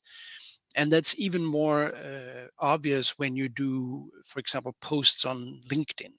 Yeah. You need to have content in there. It needs to be a value. You need to make people read it. And if they don't spend enough time on reading it, it's going down in value. So you need to spend that money on doing it, and those resources in getting that kind of a content. You also need to make sure that you actually address the right audience, right? So for you as ISVs here, you have two audiences, two major ones. So you have your resellers and you have your end customers. Yeah. And you'll do this in different ways. And if you're using value propositions, like, for example, saying, well, it's on a monthly cost. Well, for the salesperson at a reseller, that means, well, I can get that sale done quicker because this isn't an investment. It's, it's a operating expense. That's easier. For the CEO of the same company, that means that we'll shorten sales cycles. That's interesting to them, right? For the end customer, it's about not having maybe the initial investment that they would normally have. So those value propositions differ on the audience, and you need to be specific on that as well. Yeah. And that means as well the difference in buying personas. Is that also an important point? I mean, you hear a lot about having typical content for the typical buying personas. Mm-hmm. Yeah, and in this case, for an ISV, just as it is for us, you'll have at least two buying personas when you come to your resellers. Yeah. So you'll have the decision maker, right? But they're not the only ones. You'll have influencers, and that might be developers saying, but we can do this, and I'll do it in the weekend. Maybe not a good idea, right? So you need to convince them of why is this a good idea for them. Maybe that they can focus on what they are really good at within the solution you provide, within the solutions they provide to their customers, while you do what you're good at and can deliver that, so that in the end they'll have an easier job. Yeah, true. So, any other questions in the community right now? I mean, guys, marketing is one of the crucial elements. I really would like to use the expertise of Ronnie. So come up with your questions. Unmute yourself or put it in the Q&A or in the chat. Everything is fine. What have you seen as the when you look to marketing? I mean, we still talk to partners for whom where the remark is heard quite often still that marketing is a huge cost, huh? where we say, okay, it's not huge cost, it's an investment. For one reason, we are on the thank you all page now. That's not the right page to be at. So I think someone has pushed a button which shouldn't happen. So Herman is right now repairing that. To ensure that we are still over here. It was probably a signal to stop. That could be the case as well. A good marketing, Ronnie. I didn't do it. But what is, in your opinion, when you talk about, to summarize it, and then we switch to Michael, what are the top items partners should invest in? And how could we help them there? Yeah. So from the marketing perspective, as I said, somebody to help you with the content, because you need this, and it's not going to happen by itself. I've been there, tried it, it doesn't work. No. So you need somebody who really owns it. It's like with everything else, there needs to be ownership. Yeah. So that's number one, and then number two is you need a resource that help you in the online marketing. So, for example, somebody who understands LinkedIn and know how to do this and how to do the campaigns in there, how to do advertising, and then of course you need search optimization and make sure that really works for you. That would be my top three. So I got a question here. Focusing on sales enablement with partners not as effective as focusing on creating content to feeds toward them. Well, I think they go hand in hand, but the thing with marketing is that it does scale better than sales. And one reason we started doing so much thought leadership as we do was simply that the one way we could talk to partners about the real competence we had, or rather the one way we could prove it, was to take them to Vilnius and show them, talk to our developers. And that worked. They loved it, but it isn't very scalable. And too much whining and dining if you do that. So you need the more scalable function. And I would say you need the content, and that's also a big help to sales. So for me, it's not one or the other, but you need that content either way.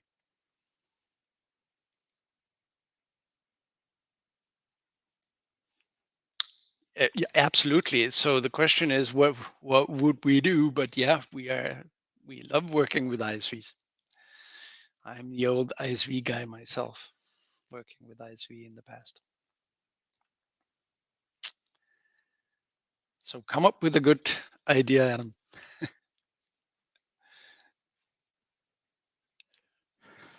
Ronnie, do you have any questions to the target audience? Maybe a small poll? So yeah, let's check. How many of you do use audience-based marketing based on value propositions? So you mean that the messaging is targeting a different target audience? So for example, resellers versus end customers, or within the resellers for sales versus CXO or developers. How many of you do that? Yeah, let's do the poll. It's now on the screen. So please, guys, answer whether you are using already audience-specific value propositions in your communication. And be honest, huh? Be honest. Not all on. Don't say yes when it is no. Huh?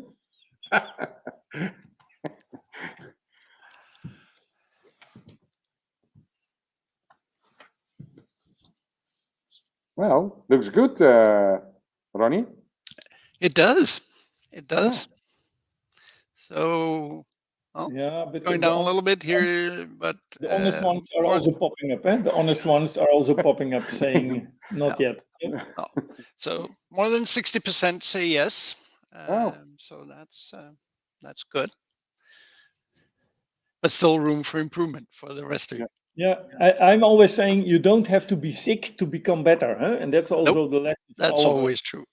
Yeah, yeah. Well, a final remark from your side, Ronnie, and then we would love to jump on Michael on another topic. Yeah, so we got another question about what marketing service most complement Microsoft AppSource, and I think Herman is the right person to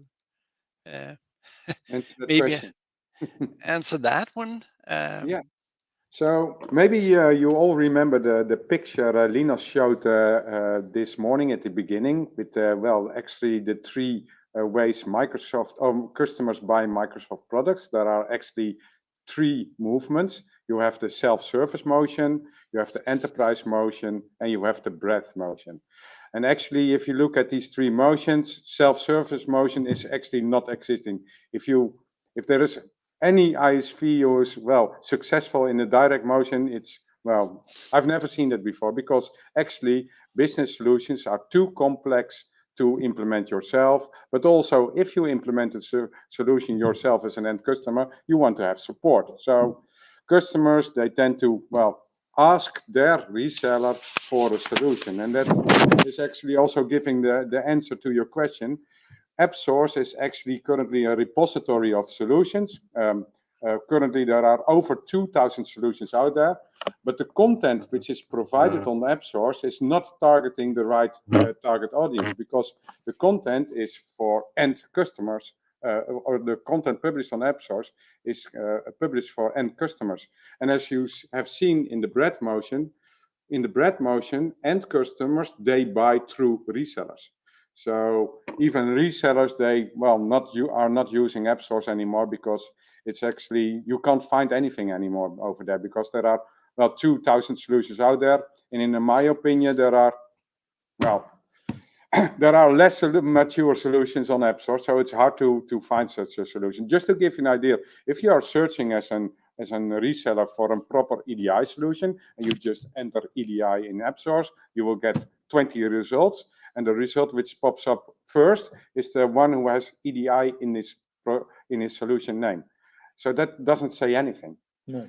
So in the buying journey, we have investigated our partners. They are searching for, well, the content where they can do actually real solution exploration to make sure that they have the right solution for the offering to the end customer. Because you all understand that if you sell a solution like for the price of a cup of coffee, like John is saying, then also from a reseller perspective, the investment in time to find the proper solution should be very, very limited. So the content should be really helping, well, actually the reseller to provide the customer with the right solution. Hopefully that's the answer. So AppSource, don't invest too much time in it. Thanks. So thank you, Ronnie, for your elaboration on an important topic. And then we want to jump on another important topic, which is channel. And happy to have Michael on board. Good to see you again, Michael. Hi. So we really would challenge the partners to ask you a couple of questions, but we have met each other before. So one of the interesting things is that we always see that for partners, I was saying developing a product is a big investment, but building a channel is an even bigger investment. How would you elaborate on that? Before I get to that question, I'd like to open the poll and give everyone a bit of a time to tell me or tell us what what their problems or hurdles are when building up their own channel, because I believe there are a lot of ISVs here and everyone has a channel or wants to build up a channel. And it's always interesting to find out, because I think everyone has kind of their own little battle that they're going on. So maybe while I answer that one, maybe we can open the poll. That's a very open one. Just punch in any feedback there, whether you're building up a channel right now or what you would imagine would be the tough one there. But from my side, the requirements for building up a strong partner channel is, of course, having a good product. That's the first easy answer. And this product not only has to be great, but it has to be easy enough for your partners to understand, to sell, and to implement themselves. But it should be a product that is complex enough that customers have that as a requirement, right? At the same time, you'll want, as already mentioned previously today numerous times, you want to create, so having a great product is only half of the deal. You have to create marketing material and supporting material that you in turn give your partners to enable them to go out and sell the product. You can't just give them a product and say, have fun with it. You have to build the material around it. And support is so very much important. So as you said, you can't just give a product and say, good luck implementing that, good luck finding customers. You're going to have to be there for the partners, especially the new ones. You're going to have to really hold their hand, guide them through that sales process, maybe through the first projects, because only a partner who has a successful project with your product is going to want to sell that product again, right? And of course, a dedicated partner portal. So you want that one-stop shop for your partners where they can go, where they know if they want to find material, if they want to find answers, there's that one place where they can go and ask that question or look up the material. Now, I see a very nice, you can read them yourself as well, but I see a very nice one where it says, okay, we get partner agreements, but selling to their customers is hard. The best result when we sell ourselves, but that's not scalable. I think that's a dilemma, but you see more often. And I think that's also resonating with you in the history.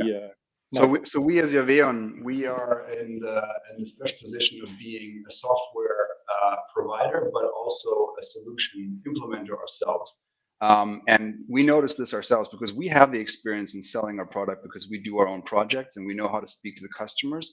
But now that's really the tough task of saying, okay, we're bringing in a new partner. How can we convey our experience and our learnings, what we've had for the past years, so that our partner is equally as good in selling that, right? And that's what I mentioned with, think about what would help them. Create battle cards. Who is your product competing against? Where, create those marketing materials. If you have a new partner, their marketing department will want to sell your product, but they don't understand it. So help them, provide texts, provide fact sheets, anything, because they're happy to take that and publish that in their social media, on their websites and stuff. So the more you help them out, the quicker they can get started and get moving there.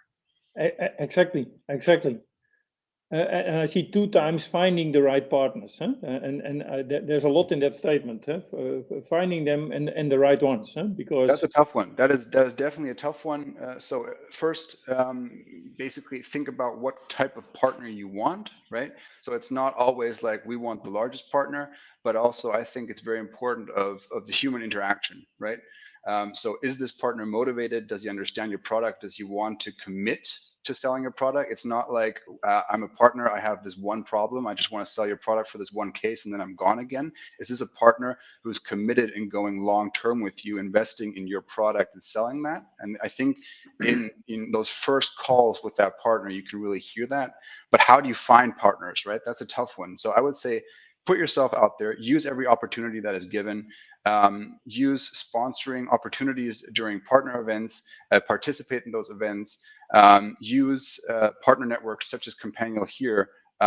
You guys, you have a partner network of numerous hundreds of partners internationally, thousands even. Use Companial, reach out and say, hey, I have a product, can you help me market this? At the same time, use the search engines, use AppSource.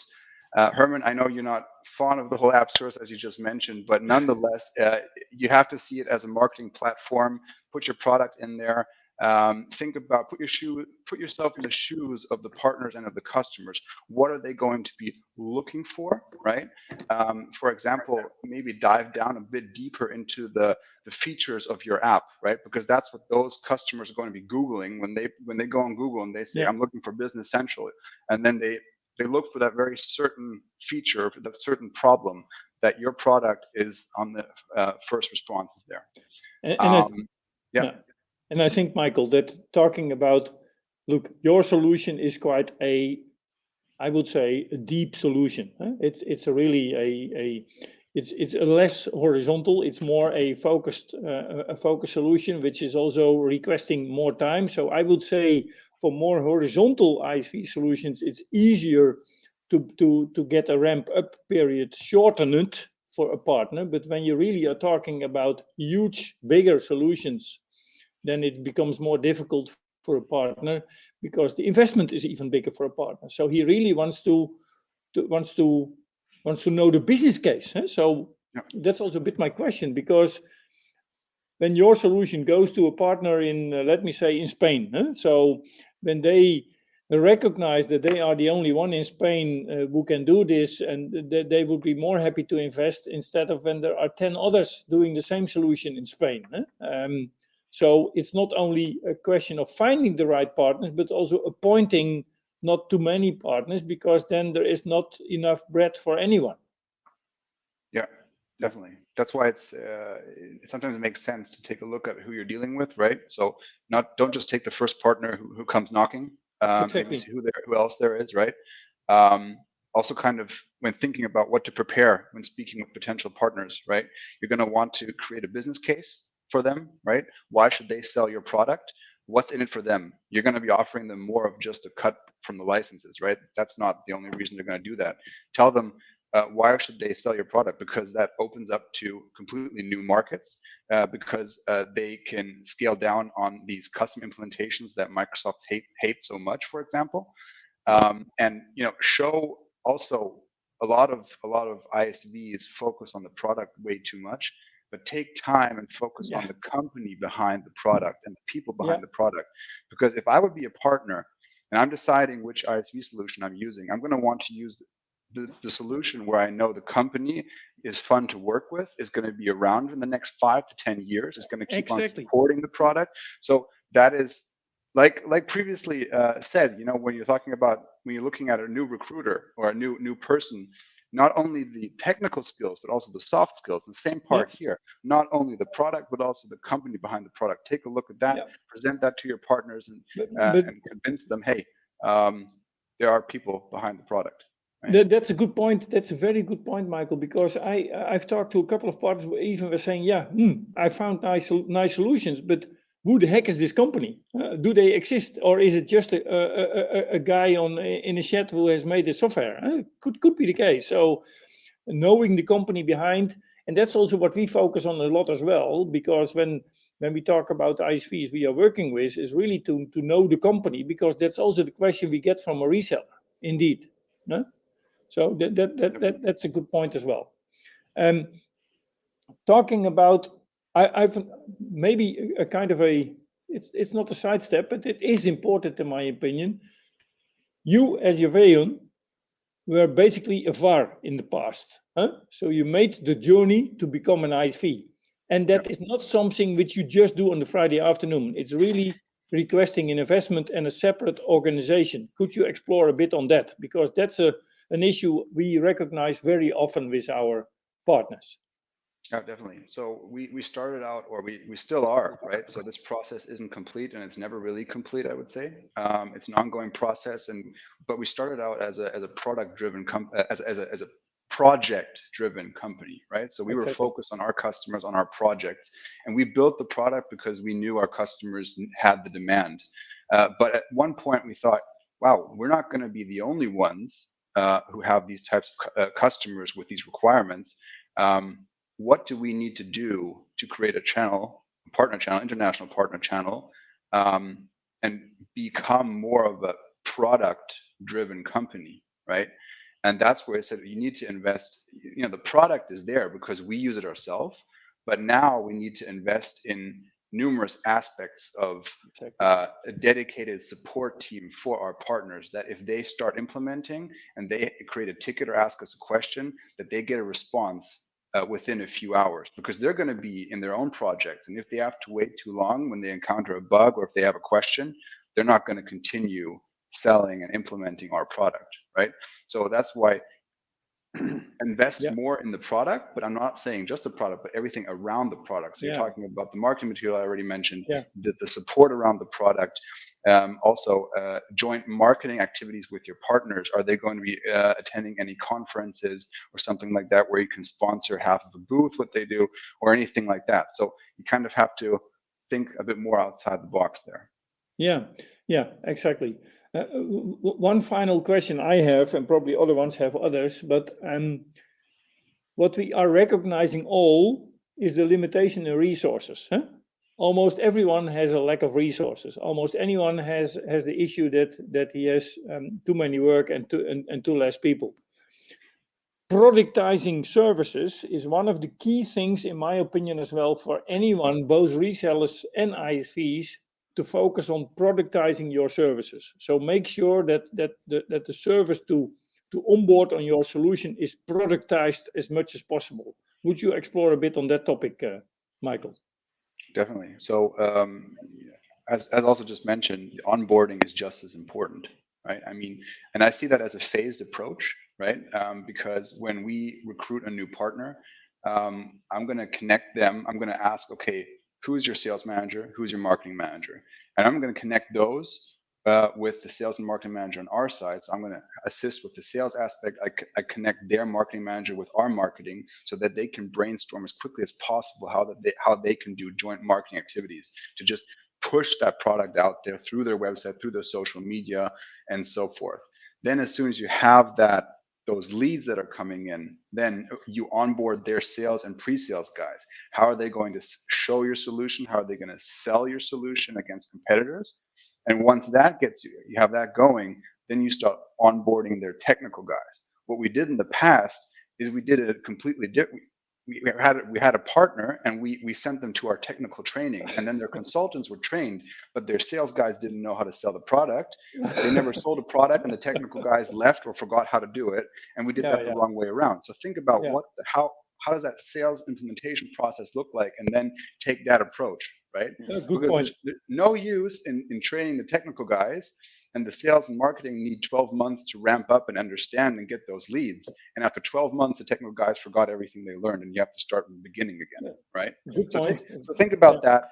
And then the whole onboarding process, also think about how to make that as easy as possible, how you can motivate, partners are just like you yourself, right? They're human people on the other side. Motivate them that they want to implement your solution and make it as easy as possible, basically, for them, so that they really want to work with your product, sell your product, implement that at customers. Yeah. Thanks. Any final remark you want to make yourself, Michael?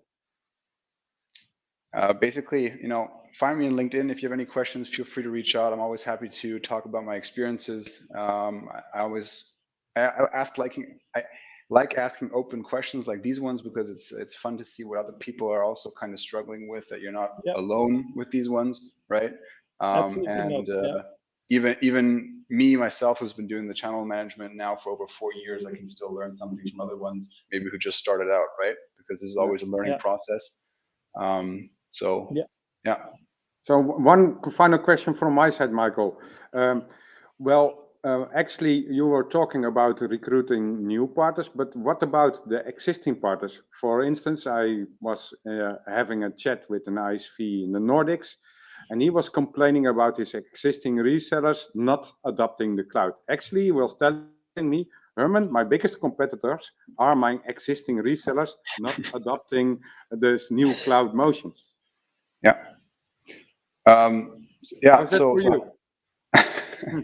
No, that's true. I mean, you're gonna have more motivated partners than others, right? That's gonna happen. But what we are also going to be trying to do is kind of create a community, right?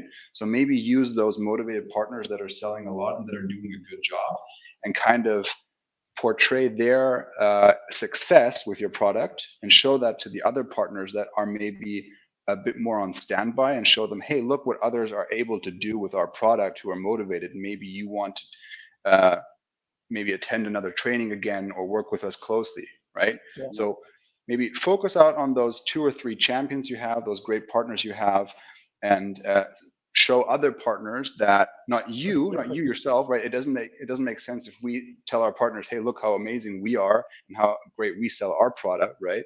But show them, hey, how amazing other partners are. We can enable you just as much as we have enabled our other partners, right? Yeah. And with the whole cloud aspect, I would say they are still looking at each other, so that this didn't change in the last 10 years, Joop. Huh? Yeah. Okay, thanks a lot. Thanks. Thanks not only to Michael, but also once again to Ronnie and Stephen, and of course the audience. Still having you in. It's good to have this Ask the Expert session and share the experiences, because community building is about sharing experiences. That's one of the really important things, and that was really also the motivation behind the fact that we have organized this first Business Central ISV event as Companial, and we really would like to get the feedback from you as an audience, and as partners and as ISVs. Should we repeat this? Should we do another format? But now I'm handing over to Herman, because otherwise I'm telling the things. You are also not changed yet, Joop. Okay, everybody. Well, it was really a pleasure having you all. I still see a lot of attendees sitting joining this session. So first of all, thank you being with us, but also thank you for your interaction. Really thank to everybody who contribute, because, as stated in the beginning, this was an ISV event, which was actually an idea of a group of ISV. Dear Companial, can you organize such an event? And then we will help you with the agenda and the topic. So, thanks everybody who contributed, and special thanks, of course, of the speakers of today. Really, helpful, but also inspiring to see that everybody is really willing to make a success out of this first ISV event. So, helping you establish useful connection is not our primary goal, but sharing these best practices and have a conversation with experts. It's we really want you to help you in your journey towards the cloud, and actually we also want to improve ourselves moving forward. So after this meeting, you will receive an email with a survey, just 4 questions, which really could help us improve the next Companial event we'd like to organize. So everything, all your comments and suggestions are very welcome. So please take some time to fill out that survey, and which helps us really to organize that new event. Some upcoming events. You can see it over here. We will also share the presentation, so then you also have access to the link. But you see some interesting events coming up. And the next Companial event, ISV event, will be planned somewhere by the end of this year. I think it will be after, of course, the release in October, but it will also be after Directions, so we can also share information which we have gathered during Directions. Then some useful things as links, as mentioned, our academy, where you can find all the training as mentioned by Vincent, also by the other ones. Learn with Business Central Online with the Booster program. And if you are interested in joining up as an ISV and promote your solution on our marketplace, go to this webpage. And then secondly, and not last but not least, is that we are local. We are a local present company, and we would like to stay in touch with you. So don't wait till the next ISV event. We have several events coming up. Just follow us on our webpage, events.companial.com, if I'm right, Ronnie. And then we will meet somewhere, somehow. Our plan is to have that next ISV event not online anymore. It was a pleasure also to sit with Joop. so that we are really into contact. So our idea is that we have the next ISV event somewhere by the end of year, but then offline. Thank you all. Thank you all. And thank you also, Jaap. Thank you. Thank you too, Herman. And thank you to all the attendees and contributors to this nice first event. Have a nice day. Have a really nice day.